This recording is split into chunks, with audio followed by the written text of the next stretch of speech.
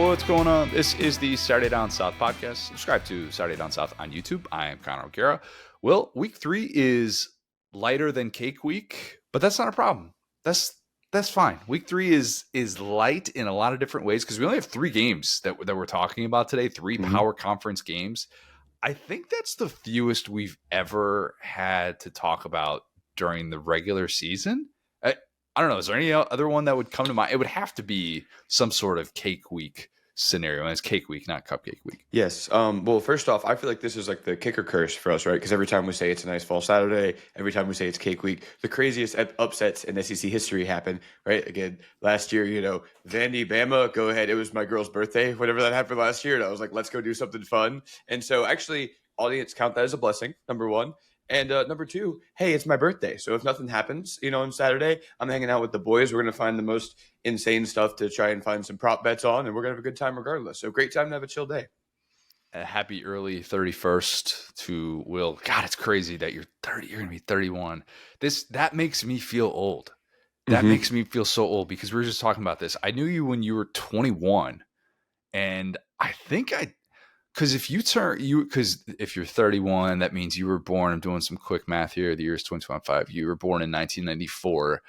Well, I knew you when you were 20. I knew you when you were 20 at SDS. Yeah, you sure did, man. That's the cool thing about kind of just like coming up in the industry together. It's like we were wee lads when we met each other. We had our whole lives ahead of us. You were, not like single or anything, but like had like this whole like. We were still starting in our careers, so it's cool to see how far we've come like together and that we're sitting here looking at each other today. Same company. How about it? Love it. Plan for today. Cole Cubelic. He is supposed to join us, but literally as of this recording, he's got production meetings, so we're trying to find a window to be able to record a little bit later. So hopefully he's coming up. If he's not coming up today, he'll be coming up at some time soon just because Cole's the best, obviously, and hopefully we're going to be able to make it work. So a little bit of an open-ended there. We don't usually do that on a preview pod, but figured Cole would love to be able to make it work if we can. We're going to close with something a little bit different that we're calling Pull the Plug, wherein we asked the SDS Instagram, which preseason takes are you already bailing on? Some of which some people understood the assignment, others did not. Well, people love to admit when they're wrong. That's one thing that's always been true about society is people love to say, I had Alabama and Florida going undefeated. I had all this stuff. So people definitely did not go, I was right about everything. I'm not going to talk about my losses. 3 most underused words in society. I was wrong. Never hear it. Preach. Never hear it. Today we will say it many times over, and then we will have Lad of the Week. But first, before we get into all that, a quick word from our friends at Dabble. Guys, if you're doing daily fantasy, football is the best place to do it. It is. And there are a lot of other sports for it. I realize that. But if you are into anything related to daily fantasy, football, this is the time of year for it. It is so fun to be able to lock into that over the weekend. Saturday with college football, Sunday with the NFL, and Dabble is the place to do it. The social function, it is second to none. They offer a wide variety of sports for making picks. We're going to have other sports coming up very, very soon. But for now, let's be honest, it is all about football. Use promo code SDS2 when you sign up today. Receive $25 in bonus cash. No deposit required. Again, that is promo code SDS2 for $25 in bonus cash, courtesy of the good folks at Dabble. Well, week 4 is here. Let's start with a matchup I am so excited for. Number 22, Auburn. Number 11, Oklahoma. 6.5 point favorite. The Sooners are for this one. The over-under I have 12. Yes, 12 reminders that this is a breakup reunion between Jackson Arnold and Oklahoma. Breakup reunion is a little clunky. I need to come up with a better name for it. It's a new thing in the portal era, but breakup reunion, I'm not sold on that. That's a working title. It's a breakup check-in. That's easy. It's you see your ex post on Instagram. You say, how's she looking? How's the job doing? What's your man look like? Maybe you run into her at the grocery store. That's what it's more like. Oh, God. Running into an ex at the grocery store, all-time awkward thing. I could run into my best friend at the grocery store, and that's still an awkward interaction. I don't know why, but there's just something about the unknown of when you're going to see someone, and then fearing in the back of your mind as you're trying to go to the produce section, am I going to run in and have to make small talk again with somebody I know very, very well? Should I just acknowledge that we're going to run into each other 3 or 4 times? Do I want to change my grocery route as I'm doing this shopping because I want to avoid these interactions. These are the thoughts that pop into my head when I see someone I know at the grocery store. It's happened to me twice in the last 3 weeks. So this is very top of mind. I can't imagine seeing my ex at the grocery store. I think I'd just leave. I Right. would. Yeah. You just kind of do I was actually headed that way. You just kind of go to a little Starbucks or something and just hang out and be like, oh, I just got a phone. I got to go. And that's what this game essentially could be for one side, you know? They're judging your cart. They're sitting there looking at what you've got. Right. They see Oh, the how's frozen that diet pizza. going? Yeah. Yeah. No, the grocery store for an ex reunion is all time. I'm cringing just thinking about it. I can't.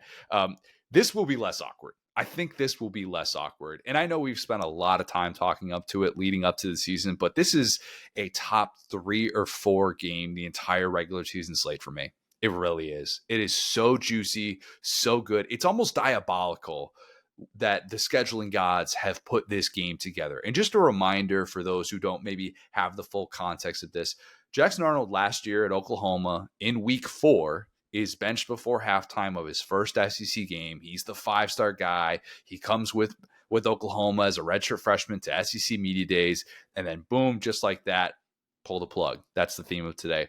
The plug is pulled essentially on the Jackson Arnold being a stud, next grade Oklahoma quarterback discussion, and transfers to Auburn, and now it's week 4 in another SEC opener, and Arnold is returning to Oklahoma with Auburn.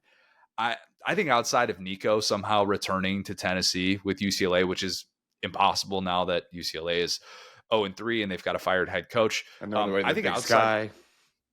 they might look, if even the Pac-12 is dunking on UCLA, it's rough times. It is. So you're talking about weird breakups. Eesh. Oh yeah. But outside of that happening, and that can't happen, I just think this is as good of a breakup game as you can have for this season. It's better than Zach Mettenberger, Georgia, that breakup game, which we did an entire It Just Meant More on that one, the 2013 Georgia LSU game. LSU Georgia, I guess, because that game was in Athens. That was years removed from the breakup. It didn't feel as fresh. You kind of understood why it happened the way that it did. And I think that there was still obviously that desire, if you're Mettenberger, to want to win that, knowing that our guy Aaron Murray is in your recruiting class, like all these different things that kind of led to that. I'm pretty sure they were roommates too. And they were Georgia. roommates? I think they were roommates too, to start off. I'll have to ask Aaron about that. But yeah, like that had a huge buildup for it. And I remember even just sitting in my apartment in central Nebraska watching College Game Day leading up to that, thinking, oh man, like this doesn't happen that often in college football, but this is so interesting. And I'm really captivated by it. And I think this breakup game with Jackson Arnold in Oklahoma is on par with Lane Kiffin returning to Knoxville 2021. Yes. I really do. And the thing about that is both of those games have very high quality to them.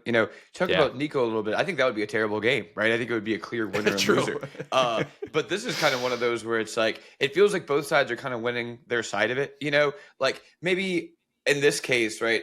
I guess these teams weren't that far apart last year when you really think about it. Like we look at what Oklahoma has done this year, with the big one against Michigan, and we think like they're kind of a tier ahead of Auburn or whatever. But it kind of is, okay, we're seeing each other again. Mateer is kind of like the guy from the Hallmark movie or whatever. He's like this older dude. He's got a good credit score. He's got the flannel on. He's carrying all the bags. And Auburn is the one that just kind of like recently got their stuff together. It feels like it's like, okay, cool. You said you were like driving Uber and now you're the best Uber driver in the state. Look at this. You're coming up, And so it's cool to see both of them kind of running their offense their way and getting what they wanted out of this breakup. This basically decided a bowl game last year, the right to go to a bowl game. That's kind of what it came down to. It ended up being a really entertaining game. And it ends up being this Oklahoma comeback win at Jordan-Hare, just a microcosm of Auburn's season, essentially. And it was one of those days in which you're reminded, oh, it's good to have a Brent Venables defense to pull out games like this when you could look totally inept offensively for like 2.5 quarters of this game and then still find a way to be able to win this one. The Kip Lewis pick six was the dagger. But yeah, very, very different stakes this year. And for this breakup, nobody has said anything inflammatory this week. So it's not straight reality TV that we're talking about here. I don't think we're going to get any sort of trolling Lane Kiffin type activity, like with Tennessee, where he just kind of leans into all this stuff. Like that's just not the way that these guys are wired. Nothing but respect from Jackson Arnold, Brent Venables. So I don't really know that you can go fully in that direction and say it's one of the juiciest breakups that we'll ever have in the history of college football. Because obviously, if there was public animosity, that'd be a different story.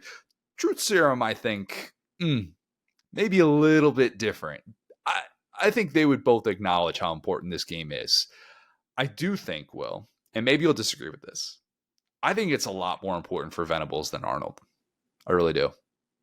Do you agree with that? Okay, so it just depends. I think both coaches, like we said, this stuff is so mercurial, right? Because I have to really take myself into the preseason, like looking back and think, because it's almost like Hugh Freeze had more questions. Yeah, because Oklahoma, at least in the Big 12, has a season with a good offense. You know what I'm saying? But I could see it, because I guess they had the choice to start off with, if that makes sense. Yeah, and for what it's worth, I'm just referring to Arnold and Venables. I'm not referring to Hugh Freeze, because I think Hugh Freeze, while he's on the outskirts of this breakup, he's obviously still very much connected to it and what Jackson Arnold means for his future. So I guess if you're saying like who's just more important for Auburn or Oklahoma, I actually think that's a closer, like a closer debate than Jackson Arnold versus Brent Venables, because it's definitely important for Jackson Arnold. Like, I'm not trying to diminish that whatsoever. It's his former school. He wants to show, look what you could have had if you had given me the right surroundings. And also, look what you could have had if you had stuck with me instead of bailing on me so soon this exact week last year. Real quick, I actually will say, I think it is bigger for Jackson Arnold because, I would say for most of last year, we weren't sure if he was an SEC caliber quarterback, like his whole life, his whole career, his whole body of work was being put on the line every week and he wasn't performing. And so I think that having a year where at least says, hey, I can start somewhere, even if this blows up at Auburn, I can go to the Big 12, I can do something. I think that Venables, we know he's some type of a good coach, no matter what happens in this game, he will be at least an elite defensive coordinator. Yeah. I think the long-term impacts are just more for Venables, because if Jackson Arnold has a bad day at the office, I don't know that it all of a sudden means he's going to be a failure at Auburn. He's facing an Oklahoma defense that's one of the top 3 or 4 in the country in a lot of different key metrics right now, and against his former coach, who is going to have a thing or two ready for him.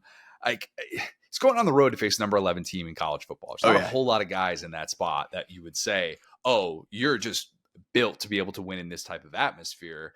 A bad day at the office doesn't necessarily mean that he'd be a failed experiment at Auburn. Better days could be ahead. That could be the takeaway on Sundays. Like, yeah, he had a rough day, but like he might actually still be just fine. And I would argue, even if he's basura this weekend and not good for Auburn the rest of the year, one thing we know is Hugh Freeze is going to stick with him. Probably. Yeah, probably. But even if it just doesn't work out and this feels very much just like Peyton Thorne reincarnated, then God, that sounds bad. Like Peyton Thorne's dead. He's not dead. Peyton Thorne's alive. But you get what I'm saying. If this just feels like Peyton Thorne all over again, Jackson Arnold's pedigree is probably still going to get him another job in the portal era. That's the way that this works. He's still going to get another opportunity. TJ Finley is probably still starting somewhere, and I just forgotten. Oh, he sure is. He transferred this offseason. Yeah, he transferred again. You're actually right. That recruiting ranking is enough to keep Jackson Arnold around, or at least a GA at some point.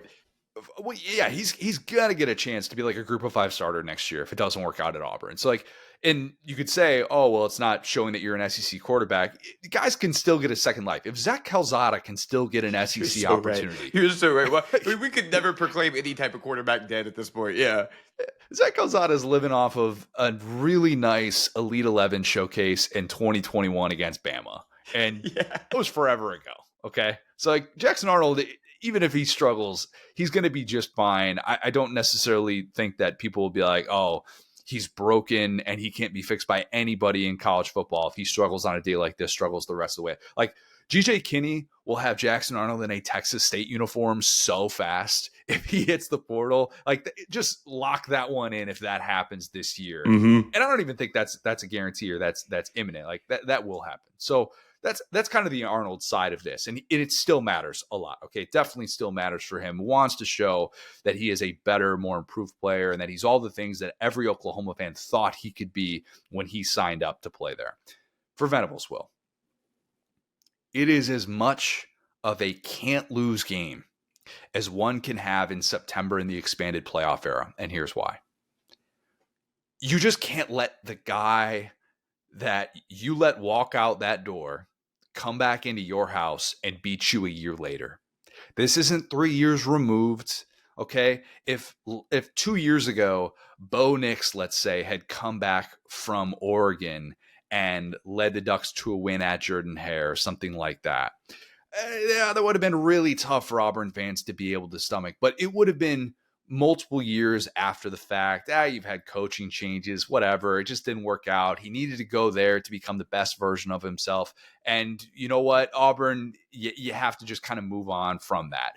This is entirely different. It is so different to have the recency of seeing what it looked like for Jackson Arnold at Oklahoma last year and how bad it was. You just can't let that guy come into your building and win. Not when you're the defensive-minded guy who probably has the entire blueprint on how to fluster Jackson Arnold. If there is anyone on the planet who should have plans to fluster Jackson Arnold, it is Brent Venables. And also, you're the guy that had the horrible misstep last year by letting Dylan Gabriel walk to be able to build around Jackson Arnold. And that hangs over you. That's not, you can't do anything. Even if John Mateer turns into a stud, there's nothing that you can do this year that's going to erase that. That happened, okay? That's on your resume. And you handpicked your quarterback. You handpicked the OC, the package deal, all these different things to go in a different direction from Jackson Arnold. And both of those guys are the talk of the town right now. Losing to Jackson Arnold would linger. It just would. Okay. It would linger so much more knowing that this is in Norman, and your home fans would go, wait a minute. If you can't win a game like this, what good are you? Why are you here? This is the exact type of game you're supposed to win. This is like getting access to the teacher's version of the study guide and then getting an open book final exam. You can't have it teed up any better for you if you're Brent Venables. So that's why I think this game is bigger for him. And obviously the long-term ramifications of having a new boss, knowing that, yes, you've got the $35 million buyout, but you need to win a game like this. You just do. Yeah, and I think there is an element, too, where Venables, being a defensive guy, has, I'm not going to say needed, but at least wanted a quarterback who's a little bit more of a, like, professional, a guy that is kind of the team lead on offense, right? When he had Dylan Gabriel, not only as John Mateer, it kind of worked better because he was more of a defensive guy. And it's like with Jackson Arnold, we saw that when he kind of took him out last year. It's like, we need you to be a grown man right now in this team. I'm going to handle the defense. You need to lead this offense, all that different type of stuff. So definitely a big time, like, coming of age type story as well. For sure. It is. It's a really good point. And I think that there are certain coaches who have a stomach for it, and there are certain coaches who don't. Mark Stoops is a prime example right now of a defensive-minded coach who does not want to sit around and wait for freshmen or guys to make this mistake or that mistake. That's why Stoops has just gone to the portal every year and said, like, all right, give me a guy that I think is going to be a veteran that's going to be able to lead my defense, and we'll go from there. Give me a future plumber. I need him leading my offense. I need a guy with a GED, several certifications. He's got degrees all over his wall. Let's go. Brock Vandegrift is an adult. Definitely an adult. Give me a Yeti from the woods. He has a whole career out there picking grapes. He's good to go. Brent Venables likes him an adult at quarterback. Mark Stoops likes a guy who, let's just say, Brock Vandegrift realized he'd rather be duck hunting somewhere. Literally. And that's okay. Mm-hmm. That's okay. Right? Yeah, good for him. Yeah. So I know what some people might be thinking, hearing, oh, you can't let that guy come into your building and win. If he's a different guy, Jackson Arnold, then that's a little bit of a different scenario for Brent Venables to try and slow down. This is a different offense that Jackson Arnold is playing in at Auburn compared to the one, I don't even know what offense that was last year at Oklahoma, but it wasn't an effective one. That much we know. He's been running more. He's got different weapons. He's older. Some promising Jackson Arnold stats so far through 3 games, one of which against power conference competition. 57.1 adjusted completion percentage on throws 20 yards past the line of scrimmage. It's only 4 for 7, but still, that's pretty good. 0 interceptions. Given what we were talking about with the Auburn offense the last 2 years with Peyton Thorne, that's good. That's positive. 192 rushing yards, second among SEC quarterbacks behind only Taylor Green. 12 missed tackles forced, 11 of which were in that Baylor game. That's Slippery. first. Yeah. First among power conference quarterbacks. He has been slippery. There's no doubt about it. Offense was quiet late against South Alabama, was tuning into that game in the early window and kind of going, oh man, I was kind of expecting them to put their foot on the gas. Maybe some of it is trying to make sure that everybody's healthy going into the Oklahoma game, whatever. One of the things he hasn't improved, though, Arnold as a passer under pressure has been not good. Not good. Last year, he had more sacks taken, 36, than completed passes, 29, under pressure. This year, that's still true because he's taken 6 sacks with 4 completions under pressure. And in those situations, he's averaging just 3.1 yards per attempt. Not good. Not great. The good news for Arnold, last year at Oklahoma, this was a very popular topic of conversation because they did not have an SEC-ready offensive line. He was pressured on 40% of his dropbacks. So far at Auburn, only pressured on 21.6% of his dropbacks. These are positives. It seems painfully obvious that Jackson Arnold needs designed runs in this game. If you're trying to figure out a way to get around the Brent Venables defense, all the different things he's going to try and throw at you, let that guy use his legs and try and get some of those advantages, knowing that he's capable of being able to move the chains that way. Will, I think, and you've seen plenty of quarterback run during 2010s LSU teams and whatnot.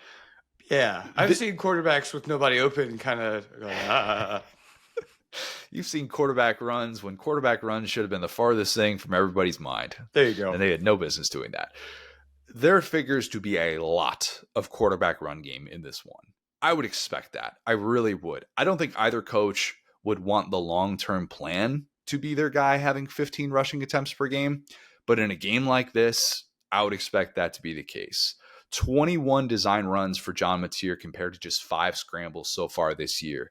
We mentioned that with Mateer in those spots, it is Baker-ish in that he is not really trying to scramble and look for the sticks.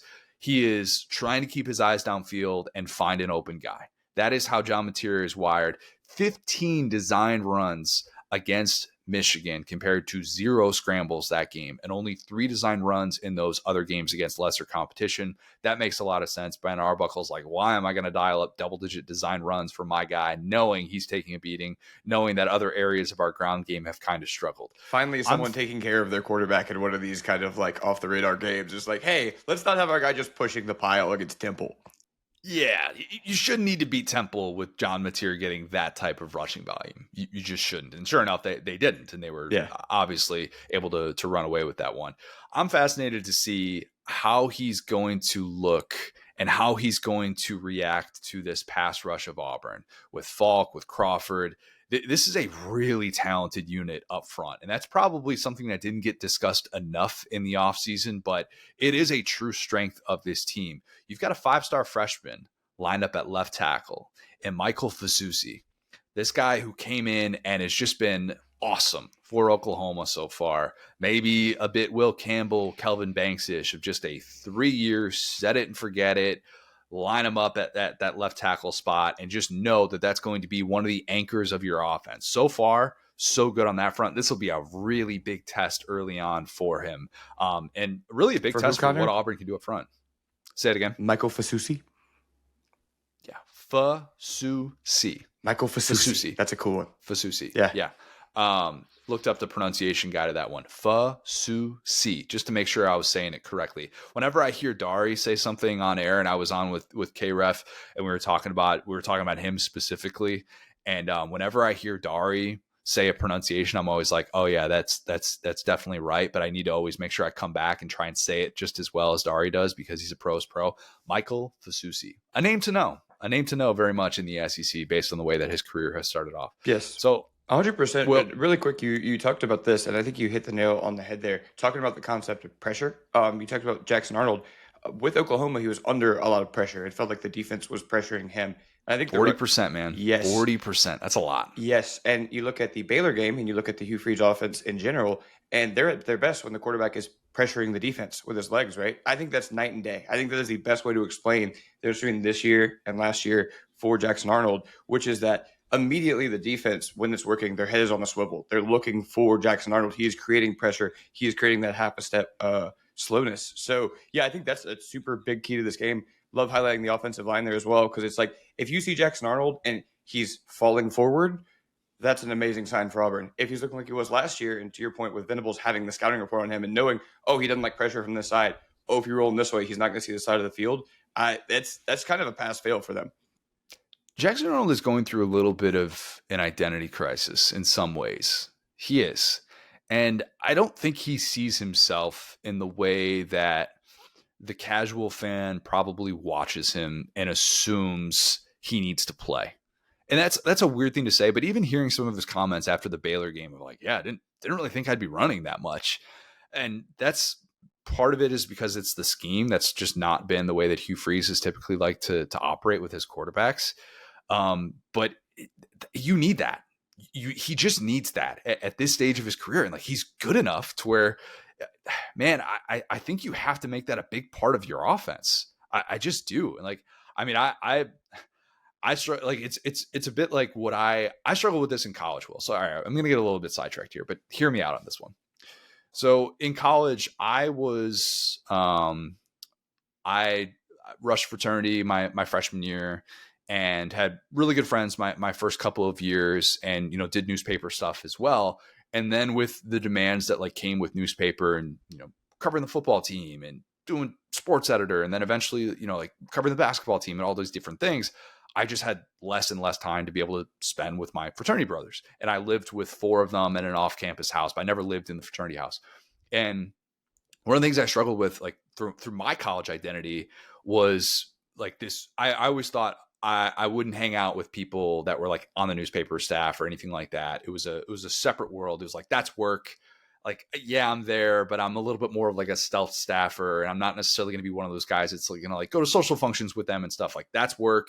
And then like, this is my social life. Right. Mm-hmm. And I didn't realize until, I mean, I started dating Lauren my senior year of college, and Lauren was on the newspaper and very much part of my social life. But I didn't realize until like 2 months left in college, I should have been hanging out with newspaper people the entire time. And I probably related more to them than I did my fraternity brothers. I had a lot of great fraternity brothers I was really friends with. And then there was a lot that I'm kind of just like, we just don't really see the world the same sort of way. We don't really see eye to eye. And that's probably why I haven't connected with you as much. So instead of like resisting this side of my social life, which could have just been sitting there the entire time, I was so entrenched into thinking that I was wired like this one way. And I tie that back to Jackson Arnold in a very lame way of being like, I hope he realizes that he's really good at this and this can be a big part of his game, and that he and whatever offense he's going to be playing for moving forward are better for it. And if he understands himself and who he is as a quarterback, he's going to enjoy this experience a whole lot more. And this won't be this tug and pull. And this is a really good time to figure out who you are in this breakup reunion game. Yeah, 100%. And part of that is like, you know, the Simpsons meme, like, oh, say the line, Bart. It's like everybody's counting on you to do this thing. Everybody gets so excited when you use your legs. You're the legs guy, use your legs. And it's like, well, hold on, I'm a quarterback. I want to throw the ball. And so there's like kind of this identity crisis too, where it's like, well, is our offense the best? Obviously, the threat of your legs is not the threat, you know, the reality of the legs. So it's kind of like, and part of that also, especially in the modern age, is social media, public perception, NFL draft perception of how far can we get with a quarterback that's known for running. But Nick's will have a lot to say about that as far as a guy that started, you know, leading on his legs and then developed later on. So I think, unfortunately, there's a blueprint there. But yeah, I think that's true. It's, you know, and again, Venables knows that better than anybody. He's had, I'm sure, lots of heart-to-heart conversations with Jackson Arnold. So that's a great storyline to think, can Venables bait him and say, come on, buddy, that guy's wide open. That guy, there's not a safety sitting there. That's the Brett Venables special right there. Is just the worst pick you've ever seen in your life because you think a guy's open. I love how I spent 4 minutes saying I thought I was really cool in college, and then I realized I was a nerd. That's basically what that was. Listen, it's Gumbo Saturday, buddy. You got three Power 4 games. This is what it's time to talk about right now. This is true. Well, I think as much as we're understandably talking about the quarterbacks here, all eyes are on them in this battle to win the breakup. This is going to be a tall task for both John Mateer and Jackson Arnold. I'm picking Oklahoma to win, but I think it's going to be a 24-21 thriller wherein we get the full Jackson Arnold experience. All of it is on display. I do think he throws his first interception of the season. 2 picks, actually, I'll go out and say. One of which will be the true freshman corner, Cortland Guillory, who's been awesome in place of Eli Bowen. Eli Bowen last year was their freshman corner who ends up becoming a star, and he's been banged up to start the year. And Cortland Guillory, of course, with Brent Venables, just slide in another one. They'll just figure it out. No big deal. But 2 Jackson Arnold rushing touchdowns will be what keeps Arnold and Auburn in this game. And it takes a late Oklahoma defensive stand to survive this one. I don't think this one is coming easy for Brent Venables. I think this is a 60-minute game, but all that matters is not letting Jackson Arnold come into his building and win. I think he gets that done. I'm with you on the result. I'd say about a 10-point advantage for Oklahoma. I like the literally just add 7 on the Oklahoma side. I think to your point about the turnovers, I think to your point about kind of exposing some of those warts. And at the end of the day, if Jackson Arnold plays a great game from his standpoint, even if he is relatively mistake free, right? I think Oklahoma's defense is stout enough that you have to have an even better game than we've almost seen from Jackson Arnold, because just being 1.5 dimensional against Venables is like, hey, we'll let you do that all day, dog. Eventually, you're going to have to pull it. And so, point being, I think that Oklahoma's offense has a little bit less volatility. Their numbers are a little bit weird. Mateer is obviously number 1 in the conference in passing yards, but I guess they don't have really used him as much in the red zone. So there's only 5 touchdowns, 3 picks. Probably gets a couple of those against Auburn today as far as like touchdowns in the red zone. But yeah, I think it'll be a gritty, hard fought game. But I think one of those that a couple of big plays go Oklahoma's way, and therefore doesn't. Like, it feels more in control for Oklahoma at the end. Big game for Ben Arbuckle as well, who turned 30 years young this week. No longer a 20-something offensive coordinator for Oklahoma, but as these vacancies come open, Ben Arbuckle, an attractive name, big showcase opportunity, 3:30 on ABC, in a game in which a lot of people will be watching John Mateer. And here's what else this means for Oklahoma, Will. This basically, with a win, guarantees that Oklahoma is going to be 5-0 for the Red River rivalry, because it's a bye week, and then Kent State, who has not beaten an FBS team since 2022. So 5-0 is imminent if you're able to win this one. And we talked so much about how conversation matters in this sport. We talked about it a couple of weeks ago with Mississippi State, and how the vibes are just going to be so much different in Starkville, having won that Arizona State game and knowing improvement is on the way, feeling during the week around town just is so much better. And it's just not dread. And there isn't this, oh, you got to psych yourself up for this. And the first 2 days after a victory are just painful and you want to avoid everything. This is the type of game in which it could fuel 3 weeks of Oklahoma as a top 10 team, with John Mateer either leading the Heisman Trophy odds or very much in the hunt. He's second right now behind Carson Beck. And if he comes out and just wins this game and makes some big time plays, I got Will laughing on that one. That's so. It's like I was like thinking like, who would be number 1? Who would? Of course, Carson Beck, the funniest answer possible. Another guy we'll get to double winning the breakup. Yeah.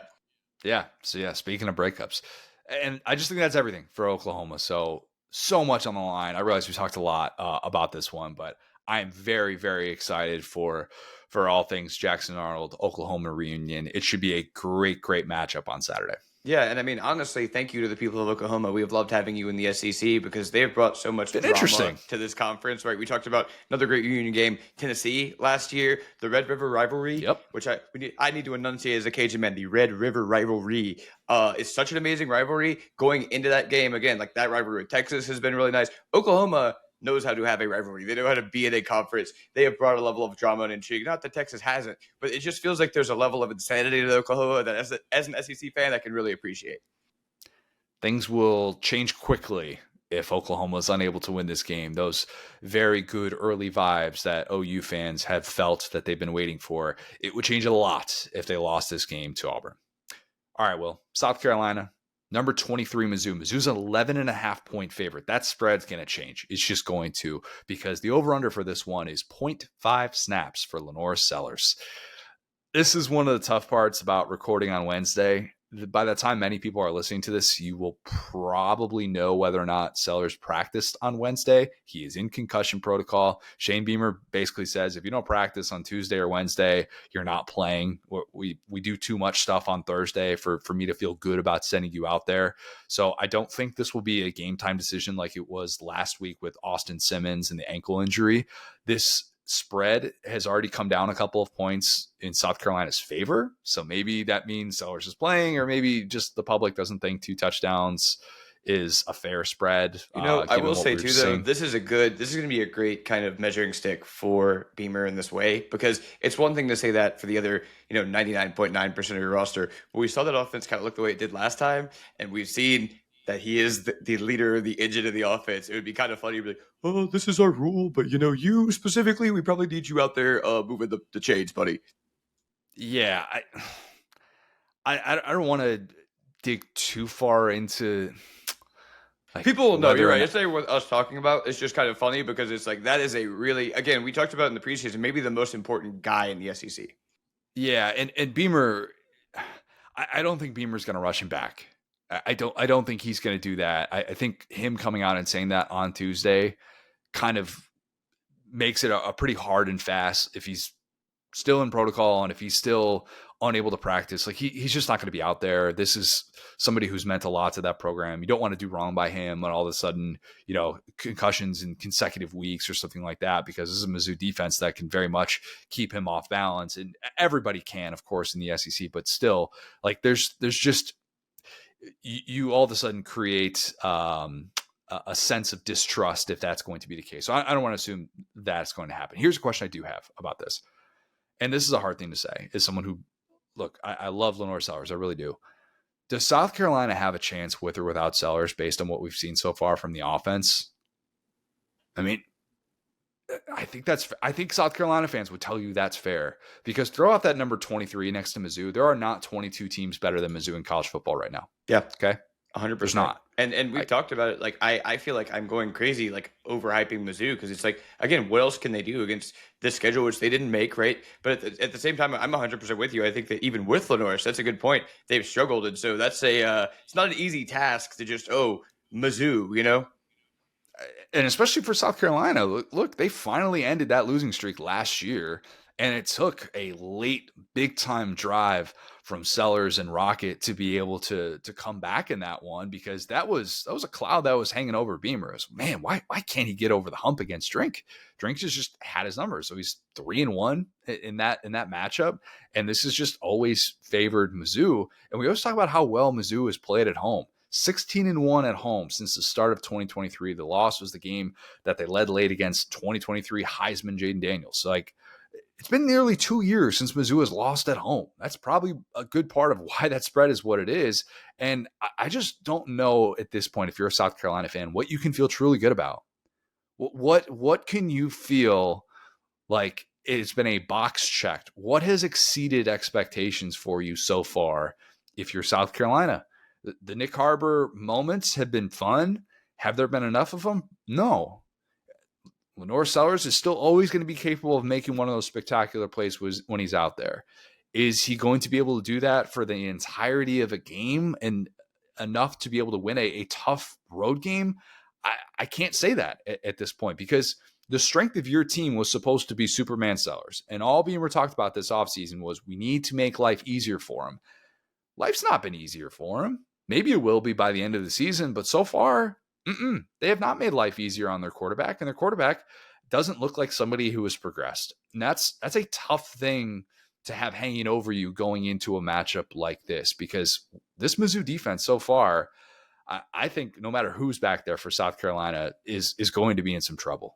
I really do. Yeah, real quick, you talked about what they like. I mean, special teams, Beamer ball stuff is always going to be there. That's also counting defensive scores. They got to make sure, remind that it's basically everything but good offense. Point. You feel good about returning a touchdown in a given game. That's about if you think about things to be happy about, that's up there. To your point about Nick Harbor, okay, on the plus side, hey, he's your leading receiver. It looks like he is kind of stepping up into that role. The second, he's not even top 20 in the SEC in receiving yards, and there have been several wide receivers who have had single days more than his season total in terms of receiving yards. Saw a couple last weekend at the A&M and Tennessee fronts, right? And so point being, it's been a slog. I think it's been gritty, we can say. one of the things that's tough about South Carolina is that you had to spend all this money to be able to keep Lenore Sellers and Dylan Stewart. Understandably so. You got big time household names. This is not a small feat to keep those guys at your program. Okay. I don't want to diminish that in this day and age. They needed some help in the portal at receiver.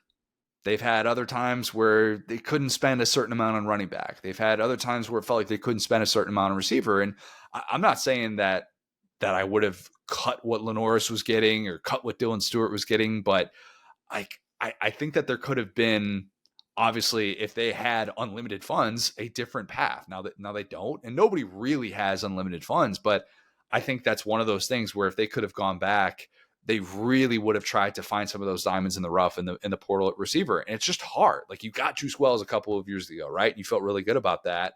And then you saw the way that it played out and why he ultimately left. And it's tough. It's push and pull. And that's why it's not an exact science in this day and age. And even when you have these 3 aliens, if we're including Nick Harbor, there are just still other areas in which you can feel like you're short. And right now it feels like South Carolina's roster is short going into this very important stretch of the season. Yeah, 100%. And I mean, that's the thing is that, again, we saw South Carolina, and I just want to hit this over and over again. Like, this doesn't change my opinion of Beamer as a coach. They just lost a lot last year. They did a great job evaluating, had a lot of leadership leave, right? But then, we saw it last week as far as the talent. Oh, wow, Vandy might be more talented than us. That's a little scary. Mizzou is another one of these measuring sticks where it's like, hey, this is another team. You talked about a rivalry that's been a little bit one-sided. It's always a chance to say, how are we against this team that has, nobody has equal resources. There are different recruiting grounds, but you could argue that Missouri can be a little bit sneaky of a recruiting ground if you can get some of those in-state guys. Same thing with South Carolina and kind of that region. They're always really similar in those rankings. Mm-hmm. Very, very similar. Mm-hmm. Yeah. Where it all kind of lends on, can you get a Burden? Can you get a, Nick Harbor? Like, your overall talent composite, there are some guys at the top, but most of the time you're going to need to develop these guys that you have great evals on. And Drink has found a way to kind of adapt in that way. South Carolina can't really play. It's injuries. That's the other part of it. Do we think Lenore Sellers is terrible now? No. He is a guy whose playing style is him getting hit a lot, and he's a massive, hard to bring down guy. But we even saw this at this point of last season, with the LSU game that he came out of and everything. And he obviously turned it around a little bit down the stretch and was able to look more healthy. But that's just the risks of running everything through one player and not having that pressure release valve. I mean, Rocket Sanders was just such an underrated acquisition last year. I remember thinking, like, is he going to be healthy? Like, I remember having this image of this guy, like, he was like my age. Like, he'd been around for so long and he was slow, and it was like he's kind of getting bigger in the offseason. We're worried about his weight. And similar situation with his name is Rocket. He ain't slow. Right. No, exactly. But it's like, like that guy's still like, it's like almost like yesterday's news. And we saw that this year. As far as the running back Faison they brought in, it felt like kind of a similar situation where it's like, but we saw this last year with Rocket. He'll figure it out. He'll get to speed. Well, this year it hasn't happened. Yeah, and there's just a lot of questions that are being asked right now for South Carolina. Now, Shane Beamer has always kind of been a slow starter, and they've been a much better team down the stretch. Still early, maybe, to say that, this is going to be the time that they turn the corner. We just watched Diego Pavia and Vandy put up 31 at Williams-Brice. Nobody has stopped Bo Perbula and Ahmad Hardy yet. Nobody. Hardy didn't have a carry in the final 25 minutes against Louisiana, and he had 250 rushing yards and 3 touchdowns. He could have put up 400. Yep. Easily in that game. He's number 2 in FBS right now with 462 rushing yards. He's averaging 8 yards per carry. He's got 29 missed tackles forced, which is 5 more than anybody in the sport. He's first in FBS with 340 yards after contact. Just a little perspective. Last year, Nate Frazier, for the entire season for Georgia, had 374 rushing yards after first contact in 13 games. Goodness, man. Yeah, this guy's playing well. Really, really well. He's been as advertised coming over from Louisiana Monroe, and Mizzou looks like they've got another great back. They really do. And that's already said all things about Perbula. That's the eval thing. Right? It's 2 guys that we talked about transfers. All you can say along the line for transfers is their initial plan didn't work out. Did they bail out? Did they upgrade? Did the coaching staff bail on them? Whatever, right? But 2 guys that their old programs would love to have right now. And Penn State at least has some option looks with Drew Aller, right? And same thing with Ahmad Hardy. It's like, hey, this is a guy that I'm sure anybody could have brought in. And not saying that it's like, oh, you missed on him, you could have had him, but those were the guys they went with. And classic drink. Sometimes these guys haven't worked out, but lately it seems like they're nailing these evals where South Carolina is not quite there yet. I would love to know the market, the true market of Hardy and his offers. I think that'd be really interesting because Mizzou has not been shy about swinging pretty big for running backs and didn't work out in the way that they had hoped last year with Marcus Carroll. The Cody Schrader thing fell into Drink's lap. I mean, admittedly, but they've been willing to kind of go out there. Like I remember they were a big time player for Trevor Etienne, and he was in like he had Mizzou in his sweepstakes. And I think that they've been willing to kind of go out there. So I'd love to know like what the true numbers are with Hardy and kind of what that looks like for, multiple years and what exactly his market was and what they had to outbid. But money well spent. Very clearly, Yeah, money well almost spent. whatever it was. Like, I called that guy. Yeah. Yeah. Ahmad Hardy could be I'm glad I called that guy of the week, or Kevin Coleman Jr., or Bo Perbula, or Josiah Trotter. Like any one of these guys from Mizzou are capable of being that guy in a given week. And I think they will be in this game. Will, I think this is a bloodbath start to finish. I do. I think Mizzou dominates. I think this is a 42-7 game in which you're going, oh boy, South Carolina was sitting there in the top 10 and they are very far away from it. Yeah, I'm 100% with you. It's so sad that Sellers, kind of regardless, won't be 100% for this matchup because this is kind of a legendary like trash talking matchup. It's a legendary like two coaches that have a lot of fun, and obviously are serious, professional people, but at the same time don't take themselves too seriously. And there's kind of this somber tone on it where Beamer's main thing is not for his offense or his team, but probably for that kid who has a great relationship with, and he's thinking like, I hope he's okay, I hope he's okay. And so this is what has been, to your point, like a fun rivalry, being a little bit one-sided in terms of the overall result, but a great measuring stick game. And yeah, I'm with you, man. It just feels like South Carolina doesn't have the horses, and it's going to be we're still around. It's almost like the opposite of how we used to feel with Mizzou. And I get it. Like it was well earned. It was 4, 5, 6 years of Mizzou kind of as soon as they got to the big stage cowering. And that was kind of Drink's rep too, right? Where you would have these chances to beat these, bigger teams. Not that South Carolina was like, ranked or anything or a statement game, but I think that this just goes to show like the consistency that Mizzou brings. I think we'll see that in full display. I got them kind of winning comfortably. Yeah, if this is a game in which Sellers isn't out there, expect a lot of trickery. I would. I think you kind of saw it last week with Luke Doty and feeling like this offense doesn't have a whole lot of cards it can play. And unless you get weird with some things, it could be a rough day at the office. I think South Carolina is only winning this game if this stays really, really low scoring, forcing multiple turnovers on Bo Perbula, maybe a non-offensive touchdown squeezed in there. That's obviously always the case with Beamer, but I think this is going to be really, really challenging for South Carolina on the road. For Mizzou, they have UMass, then a bye, then Bama. We don't sleep on Ryan Bamford. We never do that. But 5-0 and in the top 15 for a home game against Bama feels very much in play. We talk about like moments in which all of a sudden you get people talking about you for a while. That would be a huge headliner matchup for that program to have Bama coming into town. It would feel very similar to that 2023 LSU game a couple of years ago where you're kind of like, whoa, Mizzou's turning some heads, prime opportunity back in the top 25. This has potential to lead into something like that. Yeah, 100%. And a Mizzou team last year that it felt like people were, like I said, dumping on them too hard because they started off kind of highly ranked and they didn't exactly look the part. I'm sure Drink would prefer it this way. I think he finally got a little taste of that last year where he was the hunted instead of the hunter. And I think his coaching tactics are similar to Beamer's, back against the wall, like nobody believes in us, all that type of stuff. So yeah, I'm that is obviously we got to get to the game first. We got to see how this one plays out, but I'm already kind of looking ahead. With how few power conference games we have, I really hope I'm wrong about this one. Like, I really hope I'm wrong about this one on Saturday.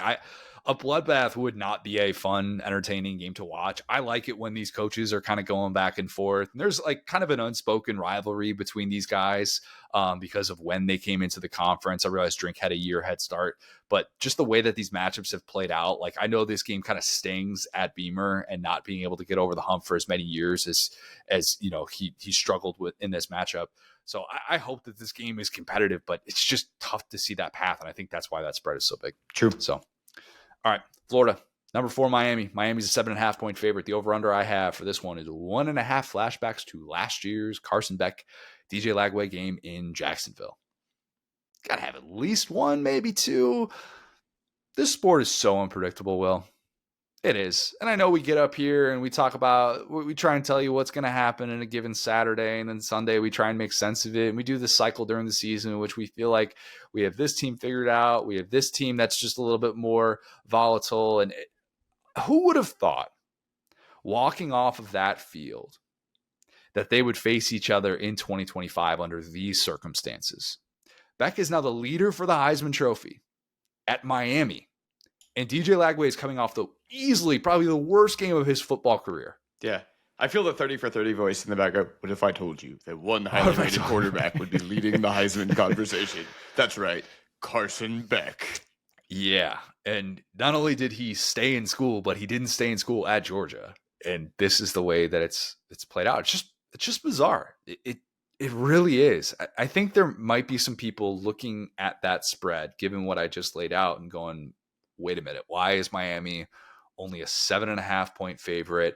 Florida's 1-2. Miami's 3-0 with a blowout win against the USF team that Florida lost to in the Swamp. What are we not seeing here? Transitive property be damned. It's for this very reason. Florida's defense has been pretty darn good so far. Florida's defense is good. Through 3 games, Florida's defense has allowed 2 offensive touchdowns. Remember, LSU had the pick 6. And one of which was the 66-yard touchdown in which their DBs collided with each other and canceled each other out. It's like, schematically, it's been there. You know, it's not like they have these guys that are getting beat on the outside and they have clear and obvious weaknesses outside of they can't really get a pass rush. That's been the biggest thing so far with them. They only have 2 sacks through 3 games. 2 of those games were without Caleb Banks. We'll see if he's able to come back and provide that presence. He was, I thought, important in that LSU game. Florida right now, though, the positives: top 20 in opposing third down conversion rate, 23rd in rushing yards per game allowed, and one of 9 FBS teams that has not allowed a rushing touchdown yet. That's good. Those are all really positive things. And this might be a little bit too transitive property, but stick with me on this. We watched A&M put up 41 points against Notre Dame in South Bend. I'm not saying that takes away from what Miami did in that primetime game, week 1 to kick off the season against Notre Dame. But I will say that having seen the way that the season has played out so far, it is not a crazy take to say that Florida has the best defense that Miami has faced so far. Yeah. Fair enough. No, I think that's absolutely correct. You know, we can only play, like I said, the schedule that's in front of you. Notre Dame is 0-2, right? So at the end of the day, and to your point, neither of those games have been like, wow, they're, shutting them down, or really that they're even that good of a team overall. So yeah, I mean, that's really what you can hang your hat on. And to your point, college kids make mistakes. You'd really honestly rather a guy just fall down and go, well, there's our problem. That guy shouldn't have fallen down, versus a defense slicing and dicing you. I mean, we could talk about how, there are definitely opportunities left on the field for LSU, right? Did you see the last play? No, but there are definitely opportunities left on the field for LSU. But there's been lots of time that offense has been on the field against Florida, and it's not like there's an obvious weakness that's been exposed. And also an element too is, when I got tickets for that LSU game, I thought to myself, oh no, again, Florida's back against the wall. They're saying nobody believes in us. It's really hard to beat a team kind of twice like that, where you have the one shocking win. You already have the players only meeting ahead of the LSU game. So a third loss, would be like really a bad problem for Billy Napier, especially depending on how it looks. If it's kind of a runaway game for Miami, if you're resetting kind of the power structure in Florida. So this team has everything in the world to play for, to fight their butts off for their coach. And also the fact that Carson Beck very much admitted that once upon a time he used Florida to get an offer from Georgia. I always feel like we need to remember that. Don't get a whole lot of recruits that come out and say things like that, especially when they live in that state too. He's from Jacksonville, and that's just always been something that I wondered if that matters more to Florida, albeit a different coaching staff. So maybe that's not as fair of a connection to make. But look, this is a defense that flustered him last year. Like, he was not good in that game for the vast majority of it. And everybody always brings up DJ Lagway left with a lead when he left with the hamstring injury, he left with a lead. They were up in that game. I'm not saying DJ Lagway set the world on fire, but he had a few flashes in the first part of that game that made you think, wow, this is going to be a real 60-minute battle. And then obviously the complexion of that game changed when they had to turn to Aiden Warner, the Yale transfer. It's a really similar defense. So maybe they could fluster him again. You know what I can't stand, though? I meant to bring this up a couple of weeks ago, and I didn't. I cannot stand the Carson Beck wasn't Georgia's problem last year takes that came out from people as they were watching Miami against Notre Dame.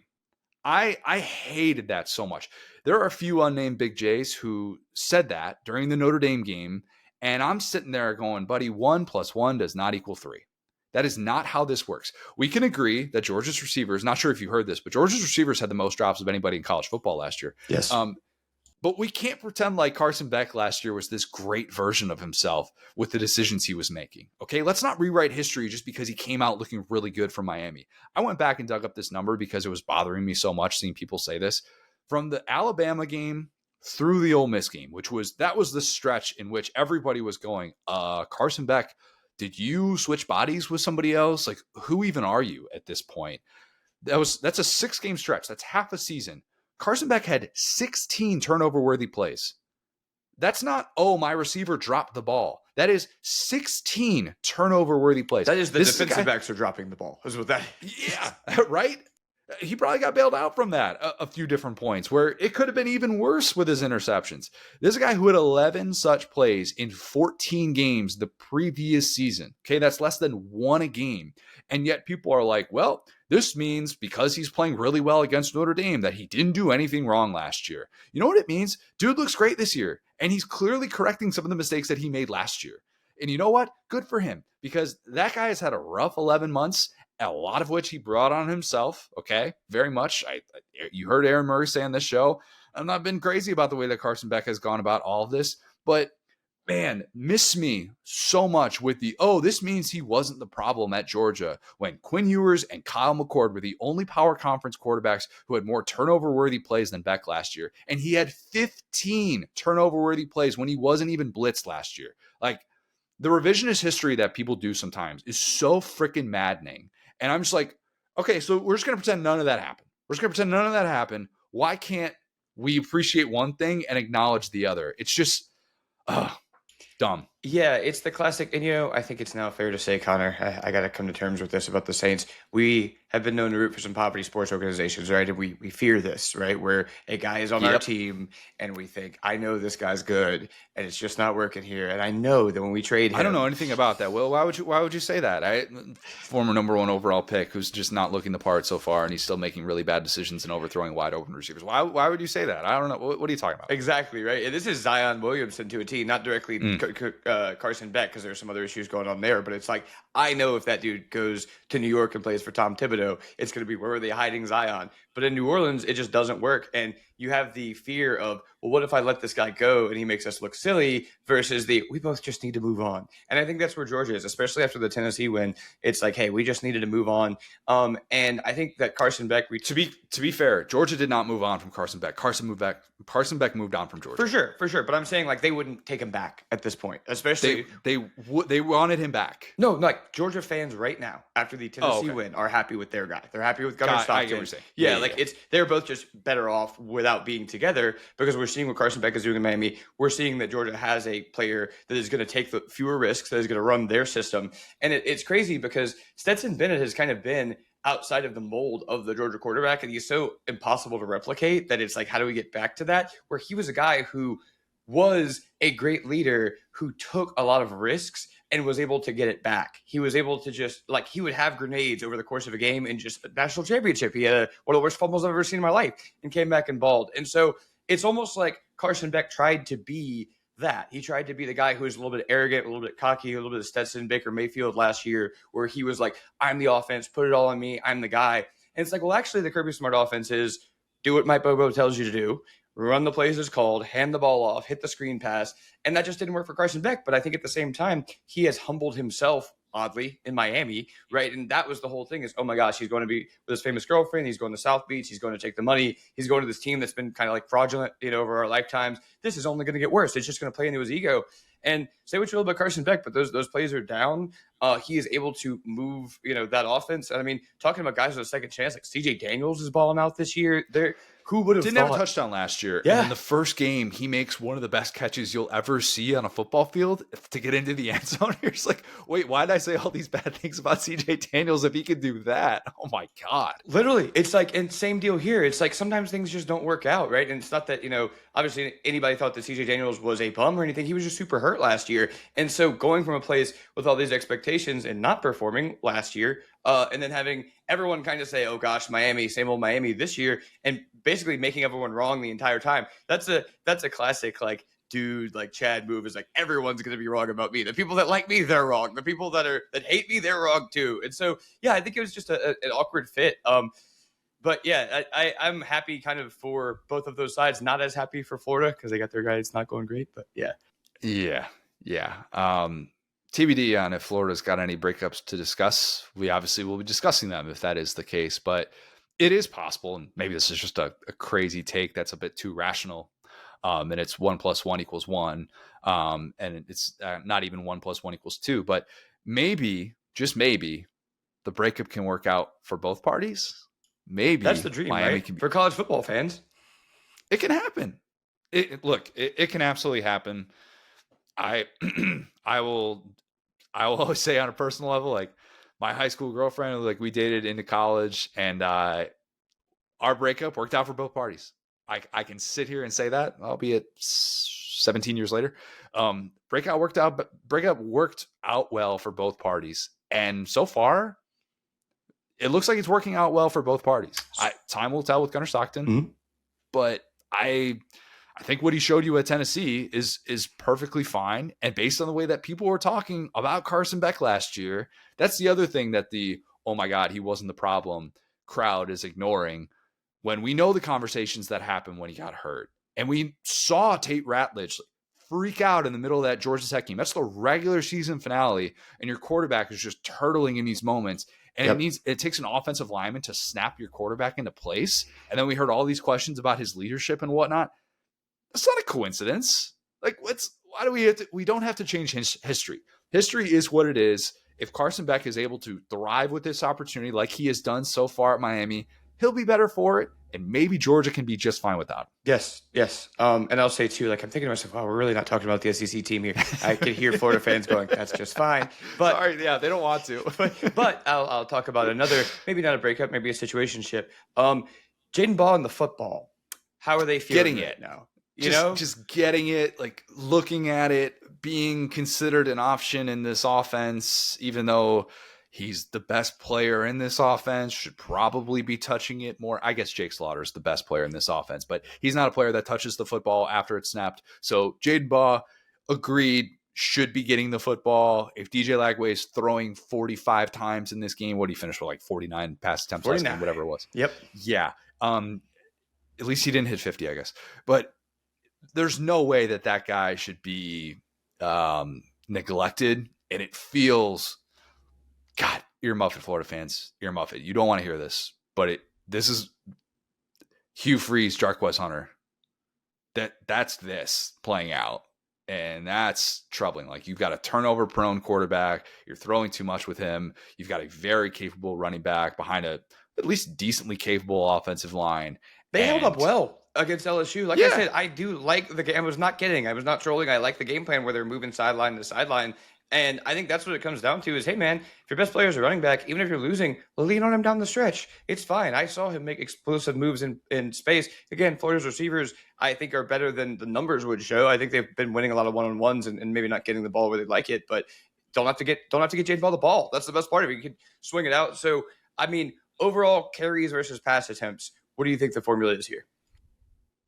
Game flow dictates a lot of that, so it's tough. But see, that's what I'm saying. I don't think so. I think that even if you're struggling, I think you still got to get him the ball. Right. Okay. Let me correct myself. Game flow has dictated too much of that with Billy Napier so far. 100%. It shouldn't, because if you're within 2 scores And as long as we're not talking about this with 4 minutes left, Jaden Ball needs to be getting the football. He just does. And so I would say you want to be more of a run first team. You want that. And I think you desperately need that in a game like this. At least try and see, as much as Miami has been heralded for what they have in the trenches. And that was kind of, if you were, like we had Kevin Clark on, and if you were in the pro Miami camp coming into the season, it was because of what they were going to be at the line of scrimmage. You still got to test out what that looks like. You still got to say, offensive line, go keep us on schedule, and let's try and make life easier for our quarterback so that he's not throwing 49 times in a meaningful game. And especially when he clearly doesn't have it and he's not seeing the field down the stretch. So yeah, like I would ideally like to see 20 to 25 carries for Jaden Ball. Like, is that crazy? I don't think so. I think it's accurate. And at the end of the day, if you like Florida, that's what you liked about Florida in the offseason. So at the end of the day, whatever you have to know, right? You know the game plan. Well, as far as the pass rush splits weren't where you needed to be last week, let's try the opposite this week. Let's see if that works, right? Because obviously that formula doesn't. So yeah, point being, if you're the Florida Gators and you have this guy, you talked about Slaughter, talked about some of the guys that we like up front. It's like, hey, we got to be able to match up with it's Miami. It's not like this is Georgia or Alabama. Like, we should like ourselves and like our guys. And that's when the Billy Napier offense is the best, when it's falling forward 4 and 5 yards. The linebackers are starting to kind of suck in. You're starting to get outside. You're starting to hit those deep shots. And those weren't there against LSU because there was no fear of the ball going to anyone but the safeties, right? So it's like we can just get, downhill. And on that one broken play where they're happy to be holding such a hilarious video, they found that. And then they just got away from it. I think Miami wins this game well. Like, Miami wins 27-17. I think it's a grind. I don't think that Carson Beck looks quite as good as he did against Notre Dame. I think it's a little bit more of a struggle for him.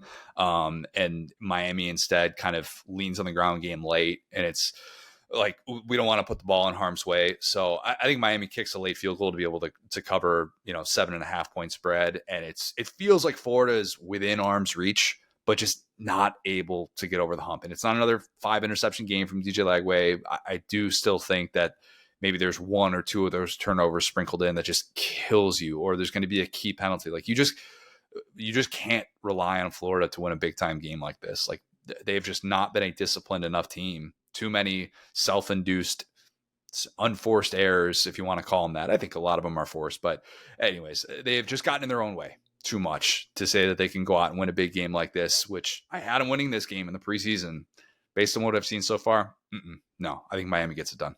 Yeah, 100%. And just real quick, the rushing attack for Miami has been better because they've leaned on them, right? And so that's one thing that we said was a strength for Florida that might get tested against Miami as well. So maybe you had that against other teams and you didn't here. And I think it's going to be a real, like, I think at this point, we know where this offense is. I don't need to see more. I think they need to change some stuff. I think the defense still has a little bit left to prove because LSU was certainly using the restroom all over themselves for a pretty good part of that game as well last week. They got a little bit, I'm trying to keep it family friendly here. You know what I'm saying? Not going to even specify which one. Because anyway, so point being, they might. Both. That's when the run defense really gets tested, when you have a team that is like, we can run the ball. We're going to go downhill on you. So I think there's so many fascinating positional matchups here. But I'm with you. I think Miami wins going away. We thought USF would be a grind for Miami. So I think if they get the amount of chances LSU had, it could be a really rough day. Hope that Billy Napier doesn't use the restroom all over himself in this one for the sake of his future and for the sake of that very long gap that he's going to have between another winnable game. Why is Towns Magoo coaching Florida? What is going on anyway? All right, well, I can't call it the lock of the week. We're calling it the fade of the week because your boy's 0-3. I was wrong. We're saying it. We're saying it over and over again today. Mm-hmm. I'm still winning you money on the SEC side. So, like, this isn't a fade all when it comes to picks and whatnot. We're still above 500 there, but I'm not winning you money elsewhere. This is a fade of the week. It's not a lock of the week, but that will change maybe with the fade of the week if you start fading and I win. So Clemson's minus 17.5 against Syracuse. Dabo, by the time people are listening to this, everybody's already seen Dabo going off, and just a peak Dabo post-loss reaction, just flash in the rings. Oh my God.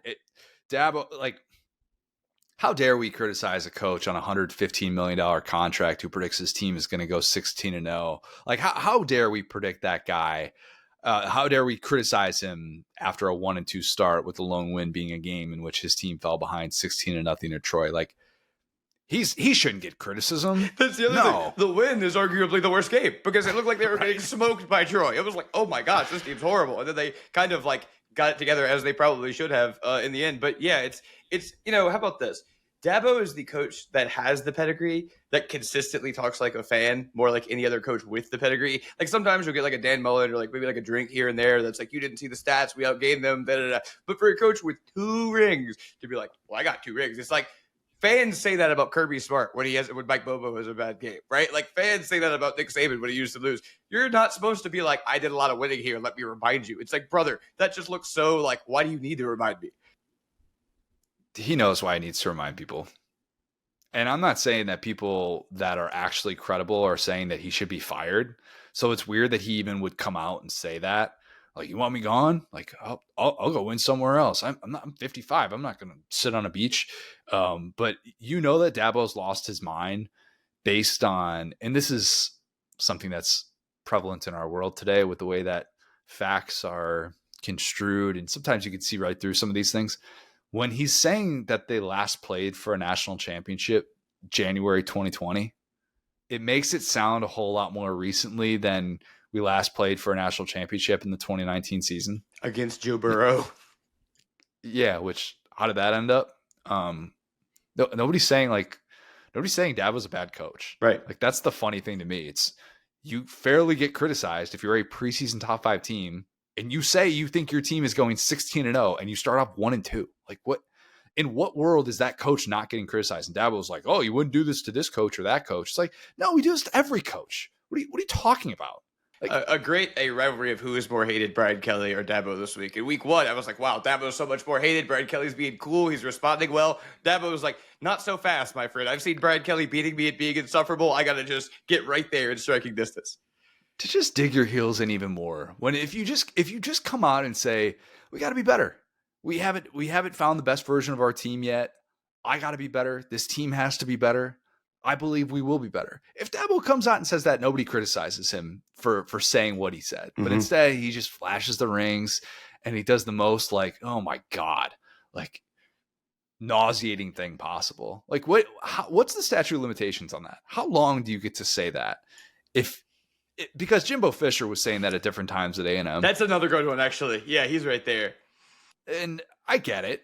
If you've reached the top of the college football mountain, and there are so few coaches that are active who can actually come out and say that, you obviously play that card. All right. I'm not saying that just goes away, and it doesn't. But at the same time, you can't have this team that we've been like ramping up to see. That's number 1 in the country in percentage of returning production. And you've got your 3rd-year starting quarterback and you spent big at coordinator, and then to come on and look the way that you've looked and think that you just, oh, well, we won national championships. It feels like he's living in like a bad dream. I'm sorry. He feels like he's living in a bad dream where it's like, okay, you're like at school or whatever. You're like, he's in the press conference after a loss. He looks up. He's ready to take the first question. It's Tyler from Spartanburg. He's like, no. He's like taking the wins off. He's like erasing wins off of his record. He feels himself disappearing. He's like, I got 2 rings. No, Tyler. So in a similar fashion, because we know Clemson was a world beater after Tyler from Spartanburg called in. Mm-hmm. Clemson's winning this game, and they're winning by a lot of points. They just will. Minus 17.5. How about that, Dabo? I'm not criticizing your team for saying that you're going to come out and look like a world beater against Syracuse. When you say the media was against us, not us, buddy. Yeah, not me. Even though you were the one that literally told me, hey, tune in on Saturday night. I've been tuning into too much Clemson football. Unfortunately, we followed your advice, and I've watched every game, and I haven't liked that experience. Well, I have. You haven't. This is the time of year when we should just watch less Clemson football, and we should just watch them inevitably rattle off like 5 consecutive ACC wins. He wants everybody to just look at the scoreboard and be like, hey, we're coming out. We're winning all these games. We put ourselves in position to be able to compete for an ACC championship. How many times have they won that in the last 10 years? Oh, Dabo's going to tell you that 8 times.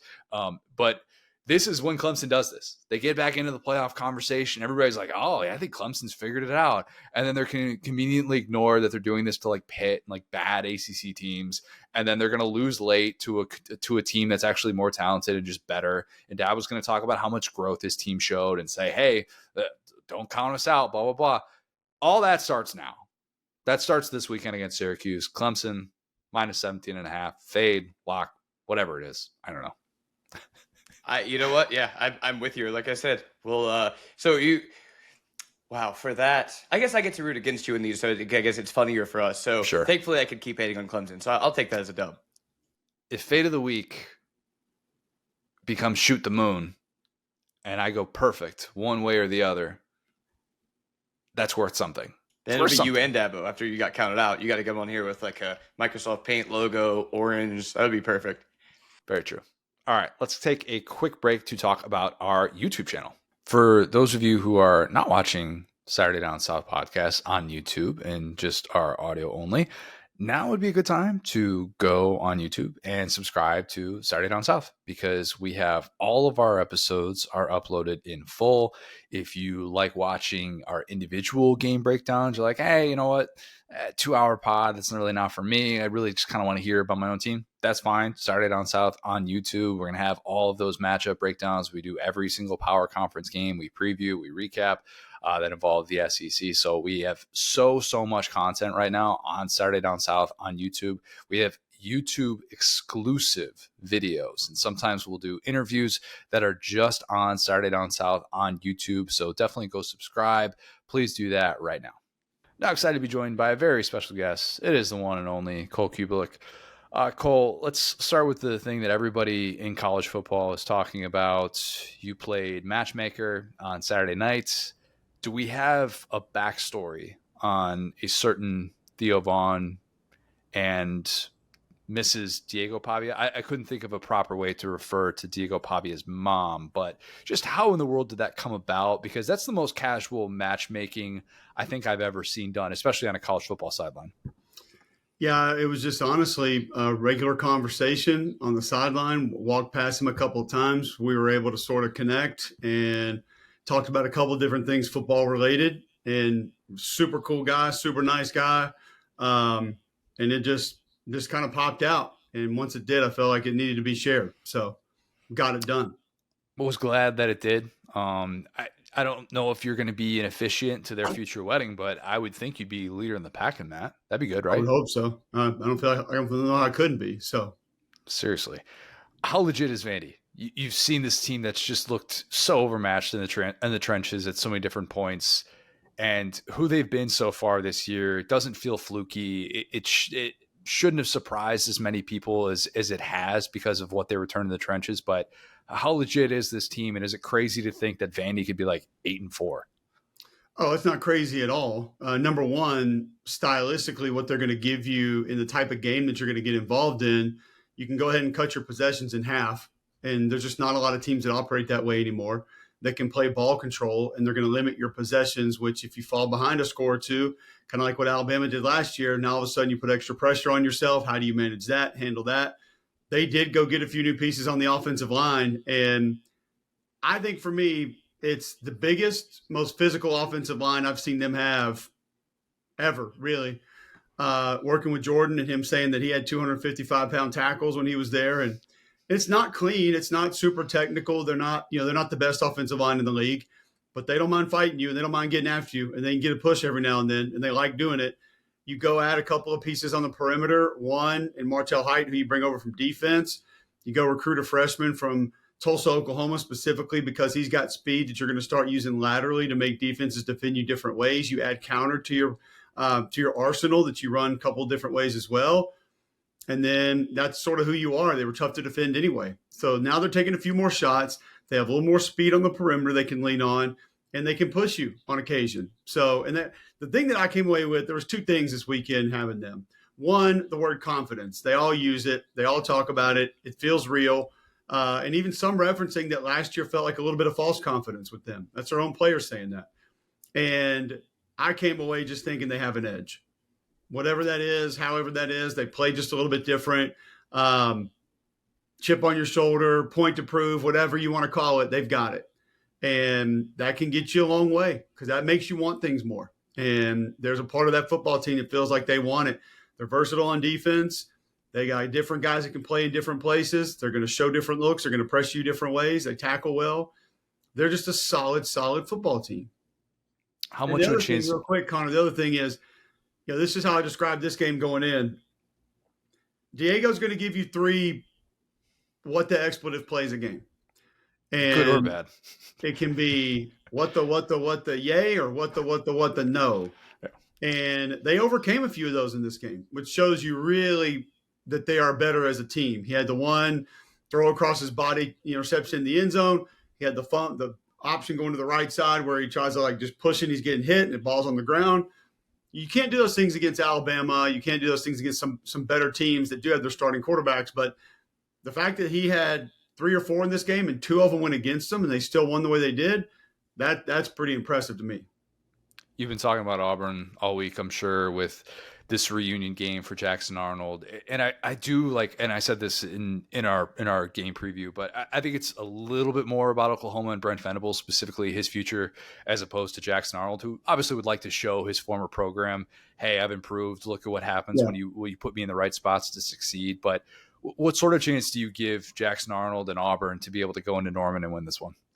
They have a chance. There's a path for sure, but a couple of things have to happen. Number one, Auburn's defensive line has to win, and probably has to win kind of big, because I would love to sit here and tell you need to hit John Mateer or disrupt John Mateer's timing. I don't think that matters. He doesn't care. He's going to spin around and fall to his right and fade away throw, and they're usually going to be complete. He'll get outside the pocket and break you down with his legs, but they need to disrupt any semblance of traditional run by this Oklahoma offensive line. And they didn't do that well against the counter with South Alabama, so I would expect they're going to see a heavy dose of that. They also need to not suffer devastating losses in coverage. And there's a chance that happens. They're just not great in coverage. I don't know another way to say it. And then you've got to run the football. And by doing that, I think the one thing that has to happen is Auburn has to take advantage of movement, because Oklahoma's going to move. They're going to twist, they're going to slant, they're going to stunt, they're going to replace. Auburn has to find, in my opinion, quick hitting runs that when somebody pinches down and somebody's looping around, number one, you have the wherewithal to climb and take that defender, but 2, you're hitting it hard enough to where he can't replace in time, or that backer can't get through in time. That's where Auburn can find success in the run game. That'll make Oklahoma adjust. That'll give you some one-on-ones. And then the last thing is Jackson's going to have to hit some throws down the field, because I do think they'll get those matchups. I think they'll get them. He'll have opportunities there. This cannot be just a quarterback run heavy plan. Can't be that. And he's going to have chances with one-on-ones. He's got to hit a few of them. His receivers got to help him out and go make some plays. I think Oklahoma is so interesting at this point of the year. It's been overlooked. They're starting a true freshman at left tackle and Mike Fasusi. This is a fascinating matchup for him, for Mateer, and for all these different reasons. But I'm looking at that game that played out between Auburn and Baylor. And if I'm Ben Arbuckle, I'm sitting there going, I watched what Michael Trigg did to this team in the middle of the field, especially, and I'm working middle of the field. I'm finding John Mateer. I'm making sure that he knows middle of the field. That's where we're going to have our mismatches. And you're right. He's been able to kind of get out of everything. But is there a way that you can fluster him at this point if you're DJ Durkin in that defense? Because so far it's been darn near impossible for really good, respected minds to try and get to that guy. Yeah, I think number one, you got to squeeze him. You got to bracket and make sure he stays in the pocket. And he can beat you in the pocket, but just he gets loose outside. That's when he really breaks you down and finds those explosive plays. The other part, too, is when you get a free runner at him, you got to take that hit. You got to get that hit, because if there's one thing I've noticed about Oklahoma's offense this year, there are linebackers, safeties, D linemen that are running at him untouched multiple times a game. And rarely has anybody made them pay for that. You got to get those hits in. You got to make those hits count. You got to make him feel those. So then he's thinking about those, and hopefully you can get off his timing a little bit. But like you mentioned, in the middle of the field, Kanic's been amazing this year. And I would imagine they're going to try to work him there, find some things down the seam, just like they did against Michigan. He had the one-handed catch. So all those are going to be a challenge. They run some of those same formations, trips into the boundary, with the Canic can be one over there. And that's what Auburn struggled with. So I think DJ will probably play it a little bit different than he did. I think some of that was game circumstance late against Baylor of, we're going to let you have all this stuff underneath. But, you can't be having a field safety have to come over and be your middle defender there when you know what Trigg's already done. It's just too much ground to cover. So, yeah, it could be a problem. And I'll be interested to see what DJ wants to do to try to take it away. Is there one area specifically that you look at with Jackson Arnold, and I realize it's 3 games, 2 of which are against teams that they're not going to define his legacy and what ultimately becomes of this at Auburn, but is there one specific area that you see with his game that you say that's noticeably different than the guy that we saw at Oklahoma last year? Yeah, letting go of the football. I mean, it's plain and simple. Like, he lets go of the ball. And there was moment after moment after moment after moment last year that he couldn't do that. And you would see it on film. You'd see the hitch, and he wanted to, and he thought about it and just couldn't do it, and missed a lot of opportunities, missed a lot of open receivers, missed a lot of green grass by just not being able to let go of it. And I get it.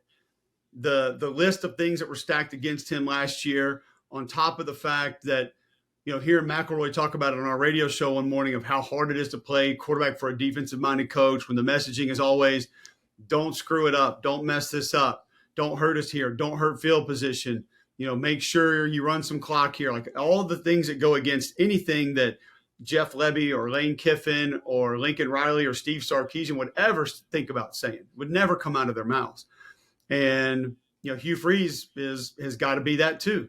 He's got to continue to let him attack and let him go get it and encourage him to go get it and have him understand mistakes are going to happen. Like, I remember Brian Kelly, we had Jaden Daniels early in the season, Jaden's last year at LSU, and Brian Kelly, it was an Army game. And BK was like, I'm begging him to throw an interception. I need him to throw a pick. And normal people would hear that and you'd be like, it's ridiculous. He's like, because I need him to know it's okay. And I need him to know that we're going to get the ball back. Our defense is going to get a stop. We'll score 3 more times. We'll win 24-10. It'll be fine. But I need him to understand that taking those chances is not always going to be the worst thing. Because if he doesn't take those chances, we're not getting explosive plays and we're not going to win a ton of games. So it's a similar thing with Jackson Arnold. You got to keep pushing him so he understands, I'm going to make a mistake here and there, and that's fine. It's just, if we get 4, 5, 6 mega explosive plays, taking those same chances, the one mistake will be minute and people will forget about it. You're on the call for LSU this week. Based on what you've seen so far from them, alarming, is that a word that's fair for the offense? And I know the defense it's been tremendous. And look, yeah. I predicted LSU to win a national championship, and I knew I was going to be super locked into every little ebb and flow of this team this year. But we see the reaction from Brian Kelly. He's getting really defensive, obviously, in the post game, getting that first question about his offense. But what do you see from this team that makes you think either better days are ahead, or this could be more long-term issues with this group, even though the competition's been really good so far? Well, you lean on that defense first, and you lean on the ability of the quarterback and receivers. So you then start to look for different ways to be more balanced. And that's not just run pass. That's formationally be more balanced. Give yourselves ways to even up the run plays that are going to be in your Rolodex, depending on the formation that you're throwing out on the field. And then just find ways to keep getting your running backs going. It's the same thing I said about LSU's offensive line from last year when Matt Moscona and everybody's sitting there telling me they can't run block. And how do you know? Tell me how you know, because I haven't seen them get a real chance to go run block. And there's some of that this year. And there's some of the running backs that are not hitting things correctly. They're not reading things correctly. And some of the protections are breaking down. Some of that, a lot of that can be cleaned up. A good portion of that can be cleaned up, and you can improve upon that. What you can't improve upon is your quarterback still making that 1 or 2 bonehead decisions a game and throwing it to the other team, and your offensive coordinator not allowing you to get a real run game going. So if those things don't change, all the other stuff doesn't really matter because you're going to be stuck in the same spot. I think they can be that type of contender. I don't think they are right now. The offensive line's got to grow up. The quarterback's got to have some help around him. And I think you have to be a little bit more balanced in a lot of ways, not just run pass, but your pass concepts, your run plays that are called, your formations thrown on the field. You got to be more balanced in all of those ways if you're going to win some difficult games that are coming down the stretch. The team on the other side, Florida, last week, seeing the game that DJ Lagway had, just a grenade game, it can't have it. This is sitting right there. And it just, by the end of it, it didn't feel like he knew what he was seeing. He was just throwing into spots, hoping it was going to come open. As an offensive lineman, I can't imagine watching that play out, knowing that I've got Jaden Ball back there and feeling like, why is my play caller why does he keep calling these pass plays? Like, how frustrating do you think that is for an offensive line that was for an offensive line that was really decorated coming into the season? Feels like it has a good tailback, but is watching the offense play out the way that it has so far. They have a great tailback and a talented offensive line. There have been times in almost every game this season I've wondered why not more Jaden Ball or Jacoby Jackson. Like, they're both talented and both can get it. And you just don't get that. You go back and watch DJ Lagway's feet in that game. I came out of watching the film thinking there was something wrong with him because it looked like he was protecting his lower body. Talking to some of the people that were around it that week, they said, no, it's not the case. And you just wonder, like, what was going on then? Blake Baker's going to disguise coverages. He's going to make it difficult to read. He's going to force you into some mistakes, but it was consistent through the majority of that game. I thought there were some layups that he didn't take as well. And that you don't know where that's coming from. You don't know where that is in the progression. You don't know where that is in the option of being able to throw it. But it's like, we got a slot receiver with coverage 15 yards off the ball from him. Turn it and throw it and let him go make a play. You have playmakers. So there are a lot of things that are questionable with what's going on right now. I'm impressed that the majority of them that are still playing hard are still playing hard. I mean, that tells you a little bit about Billy and his staff because that happened last year too. But we are creeping up on this point of no return, when no matter what Scott Strickland says or no matter what the fans think or no matter what boosters say, you know it's coming. And you're just wondering every week why we're waiting.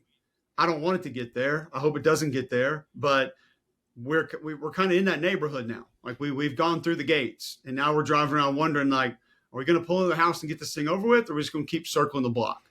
Don't really know what we're doing. So it has that uncomfortable feeling for us. Imagine what it feels like in that locker room. A lot of guys looking left and right, kind of wondering, where's this thing going? And that's a bad feeling. I've been there. I've done that. It's not cool. It's not fun. Go in whatever direction you want with this, but biggest surprise for you so far in the SEC? It's Tennessee. It's easy. Yeah. It's Tennessee. I know you went and got Sam Pendleton. I know you went and got this big sumo wrestler from Arizona, and I watched their film and I thought they were pretty good, but I didn't expect Miles Kitselman to be better blocking than he was a year ago, in that tight end group to be as physical as they are. We thought the D-line would take a more significant drop-off. It really hasn't. And then the main reason why, Connor, is like Joey's done some stuff that's really cool that you're watching. You're like, man, he's operating the offense. Like, he's not just going out there throwing passes. He understands ball velocity and ball tempo. And like, you give Joey Halsey a lot of credit for that. You give the head coach a lot of credit for that, to be able to help him maneuver that. A lot of people thought his accuracy on the intermediate stuff would not let him ultimately be successful in that offense. Austin Price, I'll give him credit, made a great point on our show before the season started when we were talking about Dylan Sampson being gone. He's like, I thought that too. And I went back and looked at all these running backs under Josh, and they all ran for 1,000 yards. And I went back and looked at it, and I'm like, maybe that won't be that big a deal. But Dylan Sampson was great. And, you lose John Henderson, you lose Javonte Spraggins, you lose Cooper Mays, who everyone for the last 2 years has said he's the one guy we can't lose. We don't have anything else like him. And that's people in that building saying that. So, yeah, I thought the O-line was going to take a step back. And you turn them on against Syracuse, and they're busting people up and down the field. And this is going to make people mad, so I'm just going to say it, and like, y'all are going to misconstrue it, and that's fine. If you really hear what I'm saying instead of just listen to the words and get pissed, like, it's not putting anyone down. Okay, so this is the part that we'll clip then from this point forward. We'll just get rid of all that. We'll put this on social, point forward. Yeah. When I turned the film off of that game Sunday afternoon, first off, it was one of the few games that I've watched this year that I've really been bummed that I didn't get to watch it live. It's because of how it appeared when I watched it. And when I turned it off, I said to myself, that's as close as Tennessee has been to physically evening up the matchup with Georgia since I can remember. Like, maybe the Fulmer era. And I'm not being sarcastic. There were blows traded in this game. Massive hits when Tennessee had the ball, when they were on defense, by Georgia's offense, by Tennessee's offense, by Georgia's defense, by Tennessee's defense. I mean, they traded paint in this game. Guys knocking each other on their asses. It was fun to watch. And I left it sitting there saying, that has been the glaring problem for years. I mean, whatever it was 3 years ago in Athens, when it was raining that day, Hell, they played 4 in the box the entire game, and Tennessee couldn't move the ball on the ground. Like, didn't have a chance to move it. And I'm watching this one like, these guys, this is like watching, Klitschko Tyson, and they're both in their primes going at it, just pounding each other into submission. It was fun. And the reason I came away more impressed with Tennessee is because I knew what Georgia was, and I felt good about Georgia, and I didn't have a ton of doubts about Georgia, and I wasn't walking around saying Gunnar Stockton's not the answer and fire Mike Bobo, and I think they put a little bit of a bow on that one for everybody.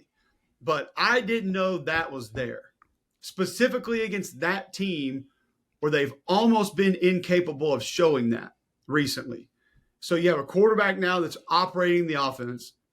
You have both lines of scrimmage that can be really close to, if not just even going toe-to-toe with Georgia physically. And Georgia's one of our standards physically. They are. They just are. So, yeah, it's absolutely Tennessee at this point in the year, and I don't even really think it's close. In your defense, I was doing one of these. It was the best things about every program in the SEC, and I got to Tennessee's offense. I was like, who is the best player on Tennessee's offense coming into this year? And I settled on Kitzelman. And that was a pick out of important. Yeah. He's kind of like a Joshua Simon for South Carolina last year. Right. Like, nobody talks about him, but it's like 3rd and 6. Who gets the out route? Joshua Simon. Red zone. Who's going to get the ball? Joshua Simon. Like, Kitzelman's just really important to what they do. And from what I have been told, and being around him a little bit and talking to his dad some, like, I think he's probably more that guy in the locker room than maybe anybody they have. So he's more important there than maybe he is on the field. So I don't know, I wouldn't push back on it. Now, people would say, when you say best, people, you automatically go NFL draft and, John Mackey Award and all this other stuff. It's like, he's not in any of that. But if you're talking like most important player on the team, he's absolutely in the mix for that. It's just like Parker Brailsford. He is the best and the most important player on Alabama's team right now. And that's probably because their most talented player has missed a couple games. So there you go. Counterpoint, Jeremy Bernard for Alabama. He's absolutely up there. And he's another one that off the field is just as important as he is on the field. When I hear Kalen DeBoer say that guy should have been a captain, but mentally he's so far removed from caring about that we decided to give that to somebody else because he's going to handle himself as a captain anyway. I'm good on that guy. We're good on Jeremy Bernard. Last one for you. Let's do a way too early. You don't have to give a prediction yet. I trust you'll have plenty of that leading up to the game, but Bama, Georgia, a huge, huge showdown. Yeah. Has Bama fixed enough to make you think they can go into that building and beat that Georgia team? That they can? Hell yes. Will they is a different conversation, but absolutely can. That's to be seen. It's not a no. The one thing that Alabama has kind of lacked this year in the Florida State game, okay, we should be getting to the point of people being okay with saying that was a one-off now. But you still have those folks that were like, yeah, it ain't going to matter till Georgia. Okay. But they don't have a lot of twitchy, quick, fast, bendy edge rushers. The Georgia tackles have problems right now. Yep. They circumvented it against Tennessee because Gunnar got the ball out before they got to him most of the time, but it's an issue. Now they have tight ends that can cover that up. They have backs that can be physical and help with that. You have a mobile quarterback that can also help with that. But that's an area that I think you really need to be able to cause problems for them, and I don't know if Alabama can do that. Now, having said that, I don't think Georgia can push that D-line around, and I think Alabama's pretty good in coverage. And we've seen now a couple of flaws from Georgia in coverage, but I think Georgia might have a couple of those guys that can be problematic up front. If it's 3rd and 10, I can give you 2-3 guys that if they're on Caden Proctor one-on-one, I would be concerned. If they're on the right tackle, whoever it is one-on-one, I'd probably be concerned. I think the weapons are about even. I think the quarterback play is about even. I think Ty Simpson's been a lot better than a lot of other people think he has this year. Decision-making, understanding when and where to go with the ball, delivering different ball velocity, tempo, different types of throws he can make. I think it's going to be a hell of a game. I think it's a pretty even matched game, and the defenses will decide it. The defense that makes the most plays in that game will decide it. You get a pick, you get a sack, you get a strip. one of those two defenses is going to have to make some plays. And I'm not talking, oh, they hit him hard or tackle a guy on 3rd and 4 for a 3-yard loss. Like, I'm talking a pick six. I'm talking about a strip sack that goes back for a touchdown. There's going to be a big play defensively that decides that game, in my opinion. Cole, you're the best. Hopefully you get a little one-on-one with Shaq Saturday night in Baton Rouge. That going down? You'll find him if he's there. It's an in-state rivalry game, so I'm sure the celebrities will be out. Very, very true. Appreciate it, man. Thanks. All right, well, let's close with some pull the plug. Thought we'd do this given the lack of games that we have. And this is something that it's like, maybe I should do this for a column. Like I always kind of do at some point during the season, preseason takes that I'm already bailing on, and thought, you know what, let's flesh this out to the listeners. And for those who responded Saturday Down South on Instagram, thank you for commenting. We have a lot of people that kind of admitted maybe they're wrong, and then others who just wanted to hate on preseason takes in general. Guys, here's the thing. I'm just going to say this. There is no more boring or lazy take than, well, the game's got to be played on the field. The game's got to be played on the field. Do you expect me to hang upside down like a vampire bat for 8 months of the year and go, well, this is just the offseason. The games are played on the field. And you know what's funny about that?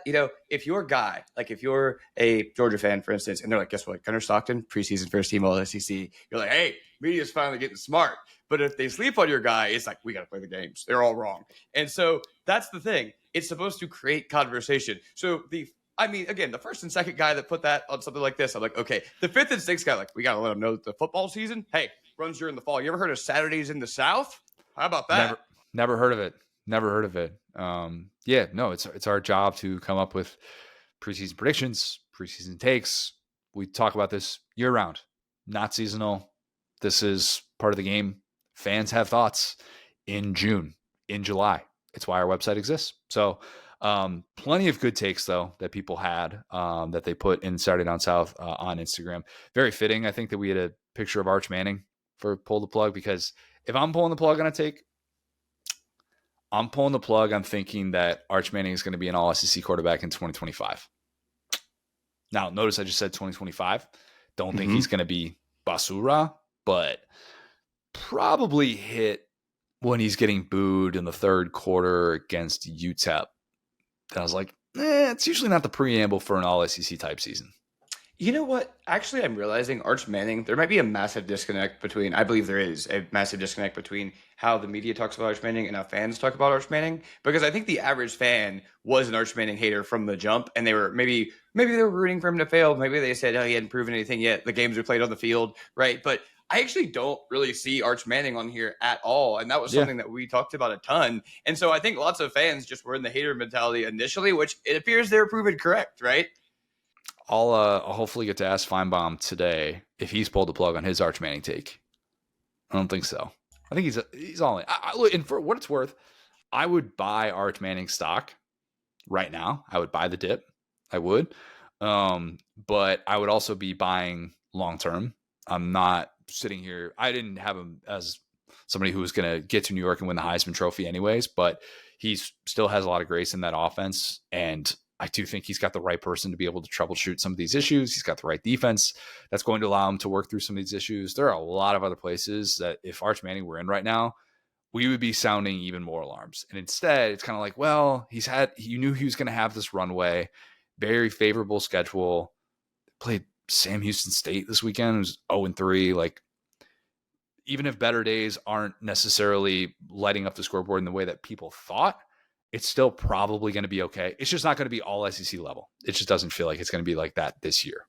Yeah, and I think just to put a bow on that, because like I said, nobody really talked about him, but I would argue that it is kind of worse than even the casual haters' perception, because one thing is we've seen Stark make kind of, a wholesome, nutritious meal out of whatever he's got in his pantry. And it's so weird that March has these like inaccuracy numbers when this is a very quarterback-friendly system that he even played in last year, had the reps, and this isn't really his first year in the system. So yeah, I think Arch has still been disappointing, even if you were a little bit of a hater. But like I said, I don't think anybody was actually expecting that in the populace. Yeah. Do you have a preseason take that you're pulling the plug on, Will? Anything that's happened so far? You know what? I think I'm going to go ahead and segue into my first one here. Somebody said Florida making the playoffs. And you know what? Funny, I should have been more of a hater. Maybe I've grown as a person looking across the aisle at, some LSU's rivals. Alabama, I was way higher in Alabama than everyone. Florida, I thought, okay, maybe I don't think Billy Napier is the guy, but DJ Lagway, I like him a lot. And the coaching staff, the defensive coaching staff, some of the talent. So I think those two teams, Alabama and Florida, at least in the SEC, I probably should have hated Notre Dame more. Again, definitely, like we talked about, too low in Miami. But yeah, that's kind of mine, is the Alabamas, the Floridas, some of the teams that we thought would be mixing it up, Yeah, Florida would, at this point, I'm sorry, just for the sake of entertainment, I think Florida would have to win out to make the playoff, because the South Florida loss. Like, just when you lose to USF 9-3, even with a schedule that's really, really difficult, it just there's just always going to be that but stench that's going to sit there. But yeah, we have a lot of good responses here. Let's start with this one as well from Coop Dog, 2 G's and Dog _10. Doggy. Anyway, So, I know you're going there. Mm-hmm. Says Clemson beating Alabama in the Natty. Pulling the plug on that. Mm-hmm. Yeah, I would too. I would have after week 1, because this is one thing I'm not pulling the plug on. I just think if you lose week 1, I'm not predicting you to win a national championship. Even the expanded playoff era, I would really have to see someone pull off a miracle with that much time to prepare. And those two teams have gone in different directions post week 1. I think it's fair to say that. But a Clemson Alabama Natty at one point was the least bold prediction that one can possibly have. And this year, there was definitely, this is Coop Dog, you're not alone. I think there was definitely a handful of people predicting Clemson, Alabama, shades of the 2010s, and we would kind of get back there. And I think both teams losing week 1 very quickly turned that around. Yeah, I mean, I think it's fair to ask at this point, Clemson versus Clemson schedule. We think looking up and down this schedule, FSU is going to be favored. Clemson, South Carolina. I can't even begin to predict that at the end of the year, but that's about 2 games that you'd think, okay, this is a game that Clemson will not be favored in. With 1 loss in hand, though, if you had to pick one of these teams to make a deep run, Alabama, SEC schedule, but 1 out of conference loss, or Clemson, out of conference loss, in conference loss, really nobody ahead of them. Clemson has a better shot to make it to the playoff because of the ACC. Bama has a better chance to actually do something when it gets there. That's True. The correct way to answer that. Yep. If Bama gets there, they're going to be more dangerous. Clemson made it last year and was kind of dead in the water due to a couple of things. Very true. There's no dead in the water. Again, been nice enough to Tennessee lately. Tennessee was like that last year where they kind of got to the playoff and didn't have the horses to compete. That won't be Alabama if they make it there. Yeah, and if Clemson goes 6-2 in ACC play, finds a way to get into the ACC championships, could just be kind of like what we saw last year, where Clemson still gets that auto bid and they find a way in, and that's still a possibility. So yeah, that's why I say they've got an easier path than Bama. Good. Sorry, go ahead. No, you got one. Good. Roger Ick 444 says he's pulling the plug on the fact that the Vols would be lost at quarterback and didn't have much else. And of course, the inverse scenario, but I don't want to hurt any Bruins fans' feelings. Go Big Orange. That's probably so true. And I really appreciate him being honest about that. I think the people of UCLA, his heart is bleeding for it. It's like one of those graphics where they're fused together, the orange and the blue. I'm sure his heart goes out to them. Yeah, I'm sure. Very much. And it's good to be a hater when you win. That's the thing. When Michael Jordan said talking trash is only fun when you're losing. That's not true. Talking trash is a lot more fun when you're winning. Tennessee fans, you can all trust tree. We can all admit here, we didn't have the best feeling in the world about Joey Aguilar. It's okay to admit this. It's so much better to be pleasantly surprised than to be just totally underwhelmed by someone. And it's okay to be pleasantly surprised. You don't have to then go after like media members and say, oh, you didn't believe that he could do this, this, and this. It's like, yeah, that guy had more reception than anybody in college football, and he was coming in post-spring. Like, I'm not going to sit here and predict the world for that guy. Joey Aguilar's been way better than any of us thought. That's awesome. That's fun. Your offense can be very, very fun this year. And now I've changed my expectations for sure.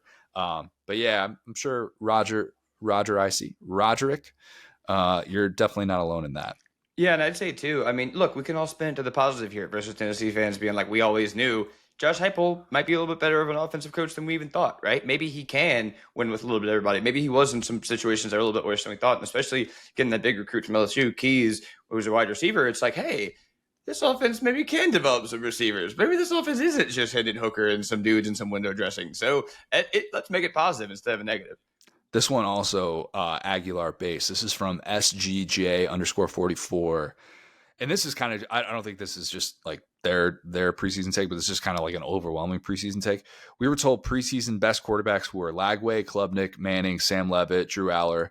They all have sucked, to be honest. And we were told Joey Aguilar and Gunnar Stockton would struggle, and they looked fantastic on Saturday.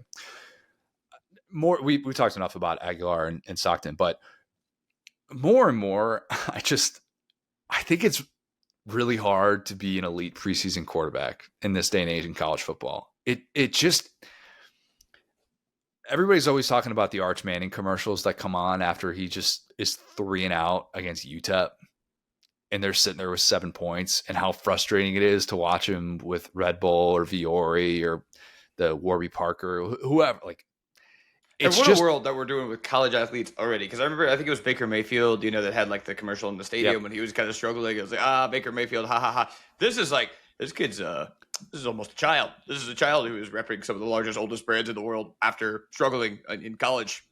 It's just hard to be one of these preseason guys, I think, coming into a year. We saw it last year. We talked about it ad nauseum with Carson Beck, who, yes, was someone who struggled last year. Quinn Ewers struggled. Jalen Milroe struggled. So many of these guys came into last season. And I'm not saying that NIL is just to blame for it.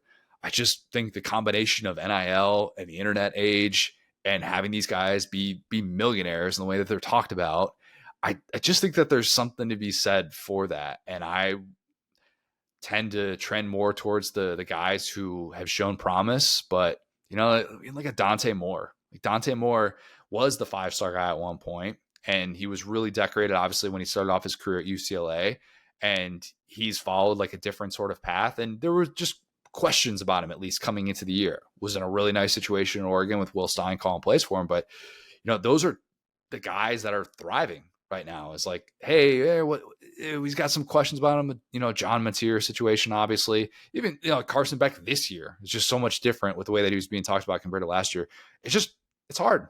It's really hard. And some of these guys have clearly struggled with it. And it's not necessarily just a byproduct of attention, but we have such a high standard for these guys. They're in primetime games early on, and just has not worked out for a lot of them. Yes, and this is a great comment just to put a bow on this, because, right, we have the pro and the con. Okay, Lagway, Klubnik, Manning, Sam Levitt, Drew Aller. Yeah, those guys are on the preseason list. Thank you for not mentioning Nussmeier. The guys that have – don't worry about him. Lenore Seller's first team, all SEC preseason, folks. Don't forget. Anyways, so point being, but another guy I want to shout out really quick, because we've talked about Stockton. We talked about Aguilar. I think Bo Perbula, the present surprise. Obviously, we've said enough about John Mateer. But some of these guys that are at the top of the – Taylon Green. We'll get to Taylon Green in another day. But, oh, my goodness. I mean, there's a real conversation for him being maybe the best quarterback in the SEC with what he's doing with his legs. He's third in the conference in rushing. Anyway, so I think it's both. It's some guys are higher, some guys are lower. Yeah, I mean, I'm kind of pulling the plug on this. This is going to sound bad. They're different stylistically, and I'm not saying that they move or anything. I'm just saying that the end product reminded me of this. But Taylon Green, I kind of was wondering, is he a bit 2017 Drew Lock-ish? Some of where just the dip in production against quality competition was something that had played out last year, and was something that we talked about as recently as last week going into that Ole Miss game. And you're right, like, he leads the country right now in scrimmage yards per game.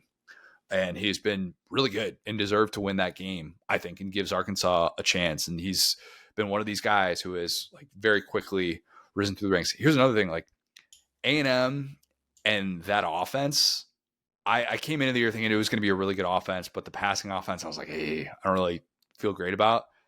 I feel a whole lot better about their passing offense through 3 weeks. And I don't want to say I'm pulling the plug on the Marcel Reed can't throw thing that I stood behind, because there are certainly some downfield metrics that have not supported massive improvement there just yet. But like, the A&M offense is one of those things I'm pulling the plug on my skepticism. I'm kind of all in. I think they're going to be really good. I think Mario Craver's been awesome. We didn't really even talk about that long touchdown that he had, of the tackles, the 3 tackles that he broke on the sideline. It's just like, what? Like, if Ryan Williams did that, not to do that, but you go. He's going to really do Pat Mahomes. Everything's just becoming well, if Ryan Williams did this, it would leave Sports Center. Yeah, true. Yeah. Okay, let's get to a few more of these here. This one from J.Hearn1. Never underestimate Kirby Smart, even if he has a young team.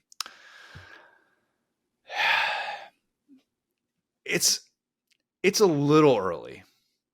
It's a little early to say that Georgia is proving everybody wrong and they're going to be who they were in 21 and 22. It's a little early for that. Hold on. I will say this. Like, I think I've seen more of Georgia than A&M. I think based on what we think of Tennessee versus Notre Dame, I would be much more willing to say the book is getting close to written about Georgia is not in trouble the way that they could have been. I don't think anybody was saying 7-5 or 7-6 or whatever, but in terms of them, NIL era, Kirby Wash, like they will compete, they will win these big games, and they're still the class of the SEC. They're the reigning SEC champions. They are, and I guess maybe I'm not in that group because I had them still going to an SEC championship and playing in a semifinal this year. So even I came away from that Tennessee game going, that's a really hard fought win. I think Georgia has a lot of areas that it can improve on. But I'm not as willing to say as definitively. They haven't shown quite maybe the strengths or even the weaknesses to make me kind of feel one way or the other, like I'm changing a preseason take about them. Let's go. Gosh, we've already did Clemson. Tanner V. Tuig says that Clemson is still a powerhouse. I see some special athletes, but a mediocre team. Yep. How about this one from Caleb_Burkhalter1, who says that Auburn would disappoint one again and Jackson Arnold would flop. Pull the plug on Jackson Arnold being bad this year. Will you pull the plug if he struggles mightily against Oklahoma? Are we plugging it back in? What are we doing with that take? That's the crock pot. Maybe it's unplugged, but it's still simmering, still slow cooking. Let's check back on Sunday. We'll put a pin on that. That one might be done and ready to go, but it might not be. It might not be. Yeah, this is very, very true. How about, let's go one from Zachary_David. LSU's offense was going to win them the Natty. Hand up on that one. Someone who predicted LSU would win a national championship. We don't need to go down the Brian Kelly road that we went down the other night of asking questions about this offense. Look, at the end of the day, can we see Nussmeier as like a Coker style figure, maybe, who has a great postseason run? So maybe we can't rule that out. Maybe they're saving all the good plays for the postseason. Who gets to be Derrick Henry? Caden Durham? Jacoby and Gilroy. Okay. Let's just put him back there and let him push forward. We'll get him at fullback. Harlan Berry? One of these guys. Maybe. There you go. I don't know. Aaron Anderson, still balling. Love me some Aaron Anderson. You know that. Oh yeah. Yeah, but LSU's offense fueling a Natty. I would pull the plug on that. I would say if LSU is going to live up to what folks in the media like myself, JD Piquel said, and there are others who are willing to say LSU winning a national championship. It feels like it's going to be the defense that's doing the heavy lifting, and it's going to be the offense making clutch plays, and they probably have to defy a few of the historical things that would be standing in their way. I think that's perfectly fair to say that it would be the defense that would be considered the strength of that team, and not as much, oh my God, this offense is top 10 in the country. It's hard to see them making that kind of leap. Even though the competition's been tough so far, I still wouldn't feel great about that being the driving force for an LSU national title run.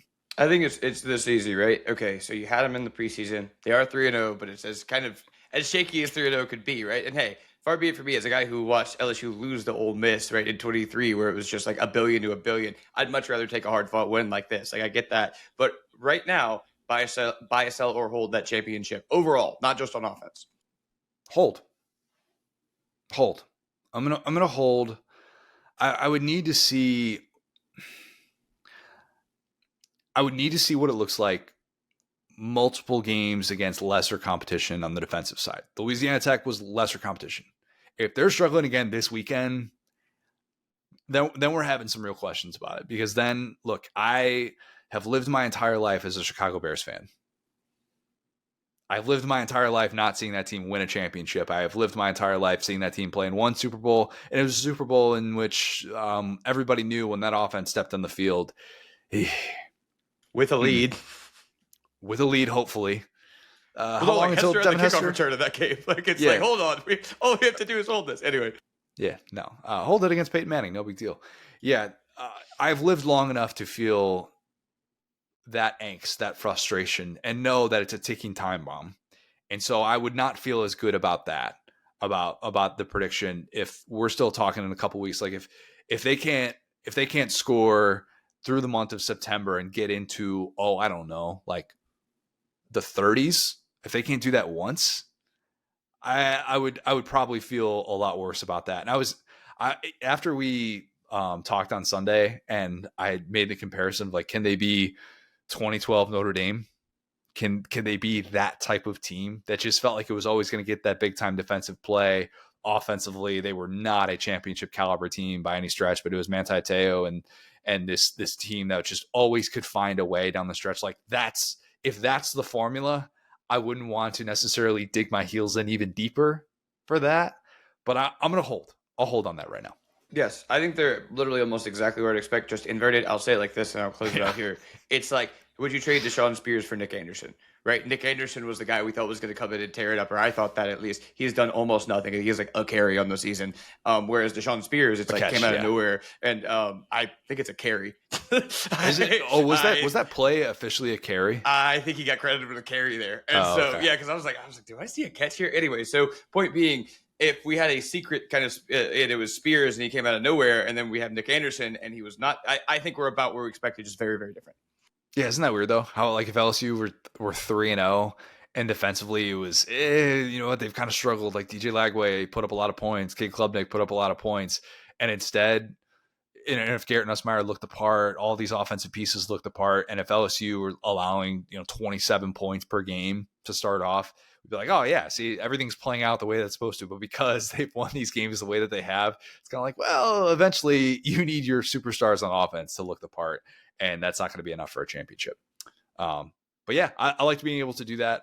Maybe at some point, like towards mid-season, we'll kind of revisit that officially, and just takes that we know are wrong, that we whiffed on. We kind of do that on a weekly basis anyways on this show as well. But thank you to everybody who commented Saturday Down South on Instagram. Let me clean this up. Not a carry, a catch. And it just got updated too. So he's popping off. He's having his best games right now. There we go. I don't want Chris Hilton's dad coming after me or anything. So I got to get the record straight. But anyway. And Chris Hilton or Nick Anderson? Because Nick Anderson was who we said. Yeah. Maybe that's the right one. But anyway, so yeah, Nick Anderson's who we're talking about. He actually has he has 26 yards on the season. So there we go. I'm not pulling the plug on Nick Anderson being a thing. He's going to have a couple of those games this year where you're like, Nick Anderson, great matchup, awesome, but just season long, not necessarily going to be the case. Yes. All right. Lad of the week. I don't know who you have, Will. You said you were going to surprise me. Who you got? Go ahead and go first. Okay. I'm going Haynes King. And I've said so many different things about Haynes King throughout the course of this podcast because Lord knows Haynes King has been around for a very long time. This is year 6 of college. I just found myself saying in those moments on Saturday, as this game against Clemson is playing out, is there anybody, and I mean anybody, outside of that team in purple who would take Cade Klubnik over Haynes King? Anybody. Like, that dude is a dog. He is going to find a way.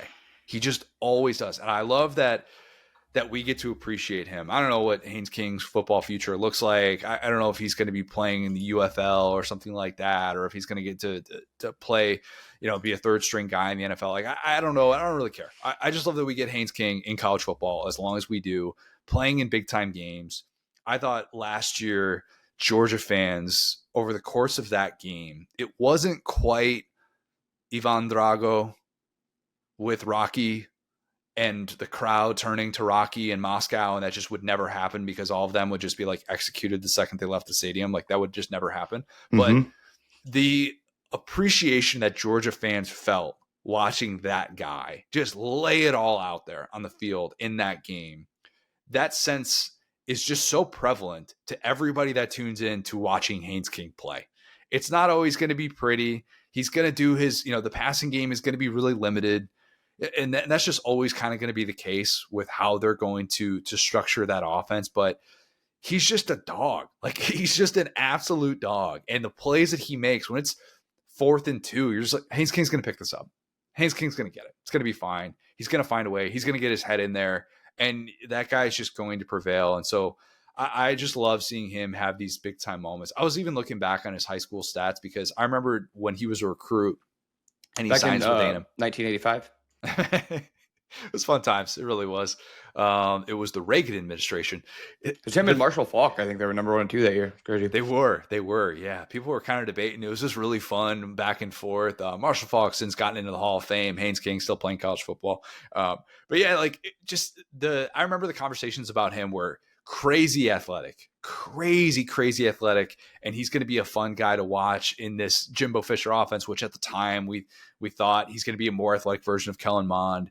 And then he didn't necessarily follow the path that we thought because of the injuries and all that stuff. And that's very well documented. But even in high school, he didn't run that much. He didn't run like this.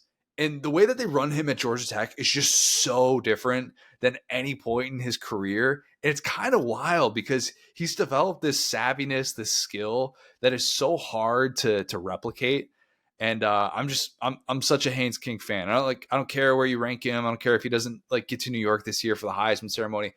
I like tuning in on a given Saturday and watching Haynes King play football. Yeah, I mean, that's actually, I don't know if we've ever seen that where a guy becomes more of a threat as a rusher as he ages. Like, usually in high school, you're just the biggest kid on the field pushing guys over. But if you come out, you're a little bit more, like, because we talked about the athleticism, we talked about all that. But right now, this guy is like an old school, like, Y.A. Tittle quarterback who's like pushing people over. He's like, son, I got to get to the bread aisle. I got stuff to do. And yeah, I mean, there's no better example of that, I think, than against the Colorado game, or in the Colorado game, puts the ball on the ground immediately. And it's just quickly, they're down like 2 scores. And that was before we knew Colorado was having their own problems. We could have assumed, right? But it was before the gentleman walked out there with the big fluffy jersey on that got grabbed, and we thought, oh wow, Georgia Tech, maybe they're in trouble. And Haynes King, perfect quarter. Like, if I could have an all-time QB for comebacks, it's Haynes King. It is. It really is. He's awesome. Hope Georgia Tech is able to stay in the national conversation, because watching Haynes King, watching Brent Key get these moments would be great. And by the way, so we had a lot of people, a lot of Florida fans respond to the clip that we posted at the SDS Pod on Twitter about Neil saying that at the top of Scott Strickland's list is Brent Key. And we had a lot of people that were like commenting, like, if this happens, I'm not renewing my season tickets and blah, blah, blah, like riot. We should riot Tennessee style if that happens. Instantly vindicated. After one Saturday, it was like, well, you see, this is a coach who's the best in America at procedures. And then you have one who's the worst. So, you know what? Keep your guy. You're so right, dude. You got it. Like, he can't win big time games. Then he goes out and wins it. I think right after this one, I went into the SDS Twitter account and I retweeted the clip just so that people that were saying those things. Great timing. Just couldn't have been better timing to have that play out. Absolutely. So my lab of the week, like I said, it's a little bit more esoteric. It's a little bit more ethereal, and that is photographers. Generally, at all, right? Whoa. Did you see the Ken Rosenthal clip, Connor? So I saw an image of it. I did not see the actual clip. So this is for a Brewers game, right? There's a walk-off celebration. Player for the Brewers is ready to do player for the Brewers is ready to do his post-game, post Gatorade bath, a little like talk, and actually the Gatorade bath comes and hits him, and it kind of pushes Ken Rosenthal back. And Ken Rosenthal has this big, like, cheesy smile looking at the player as he's pushed back by the player, bumps into a photographer, and then his face immediately, like, kind of psycho-like changes, looks at the photographer, and he kind of scowls at him, like, what are you doing here in my space? Da-da-da-da, like, almost like, get off me, like, pushes him back, like, and then he does a double take. He looks back at the player, starts to smile, looks at the photographer, and is like, stop, don't even look at me. And guys, I actually tweeted this at Peter Burns, who was, like shocked by this. It's like, guys, that's why I'm still here in the SEC. I was a photographer for 10 years. I'm here to tell you right now, this stuff happens at almost every game. I have seen a photographer get hit by the Booger Mobile. I have seen a photographer. For those who don't know, by the way, that was when Booger McFarland was on Monday Night Football. something else. That could be a lot of different things. Yes, this was actually during the Jameis against OK State game in Dallas when he came back for his senior year. I saw a cameraman get run over by the Boogermobile, split his pants down the middle like SpongeBob because the network needed to get the shot. So when I say I'm still in the SEC, talking to these guys like, Peter Burns and even like the great athletes like Dorian and like Tebow, the guys that were around that have been great players that are now on air, it is such a different vibe at the SEC with the way the talent speaks to like the underlings. I've talked about this before, and that's my perspective on it, is being the guy who's on the sidelines and the network guys who are sitting there, they got the fresh fit on, they got their clipboard on, they're ready to do their little segment. I'm not, dumping on anybody, but compared to the pressure of being a photographer, getting your photos in at halftime, having everything be clear, you're the one source for all these thousands of news, if you're doing AP Wire or something, that they all need you as much as the viewers at home do. And I mean, there are different lines on the sideline, guys, where network can go and where regular people can go and stuff like that. So everyone's acting like so shocked by this. But I just want to say, like, shout out to photographers generally, because I got out of that profession because I saw where it was going and the lack of respect that was being paid to them.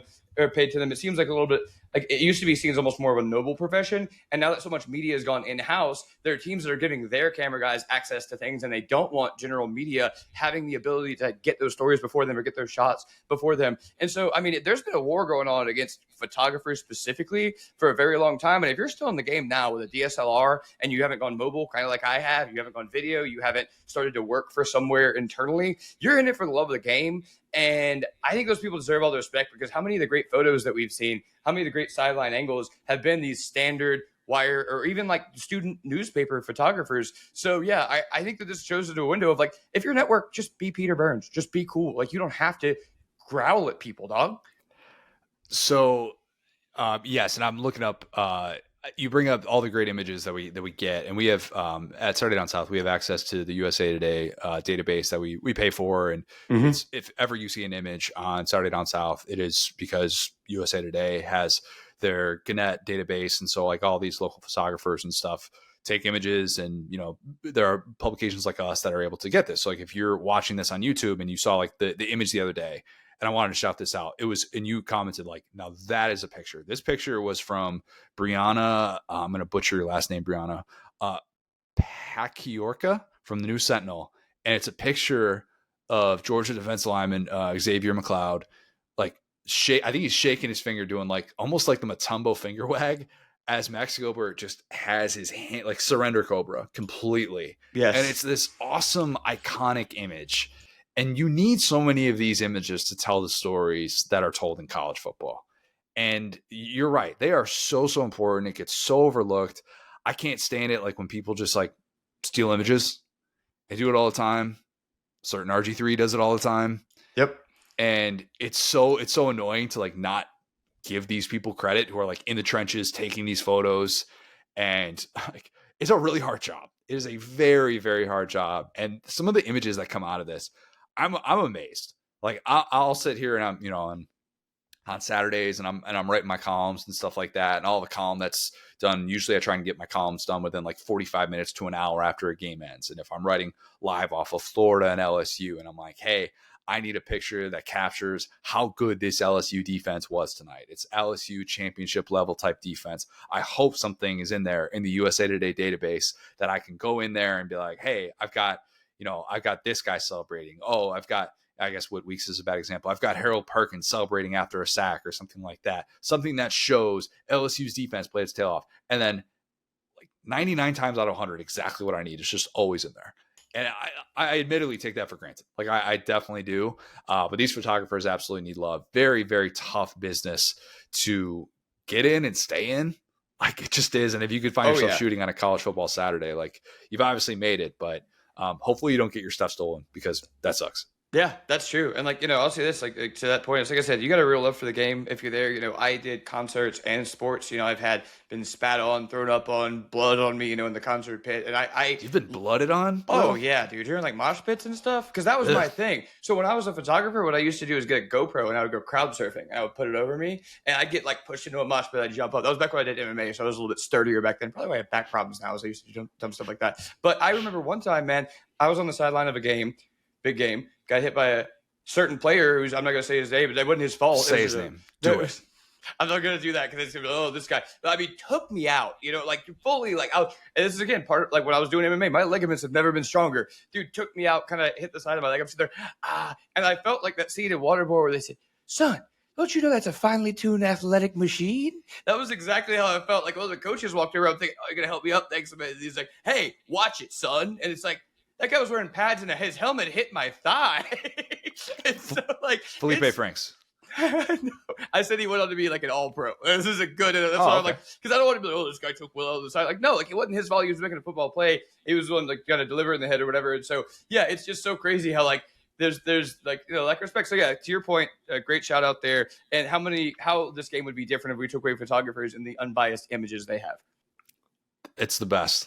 It is the best. And I still have just such a great appreciation for it. And the images that are captured across college football on a given Saturday. It is great to be able to see. All right. Please leave us a 5-star review. Subscribe to our YouTube channel, Saturday Down South on YouTube, where you can watch every single episode of the Saturday Down South podcast. Follow us on Twitter at the SDS Pod, at Sat Down South, at CJ Rivera, at Go So Hard. Thanks, guys. Talk soon.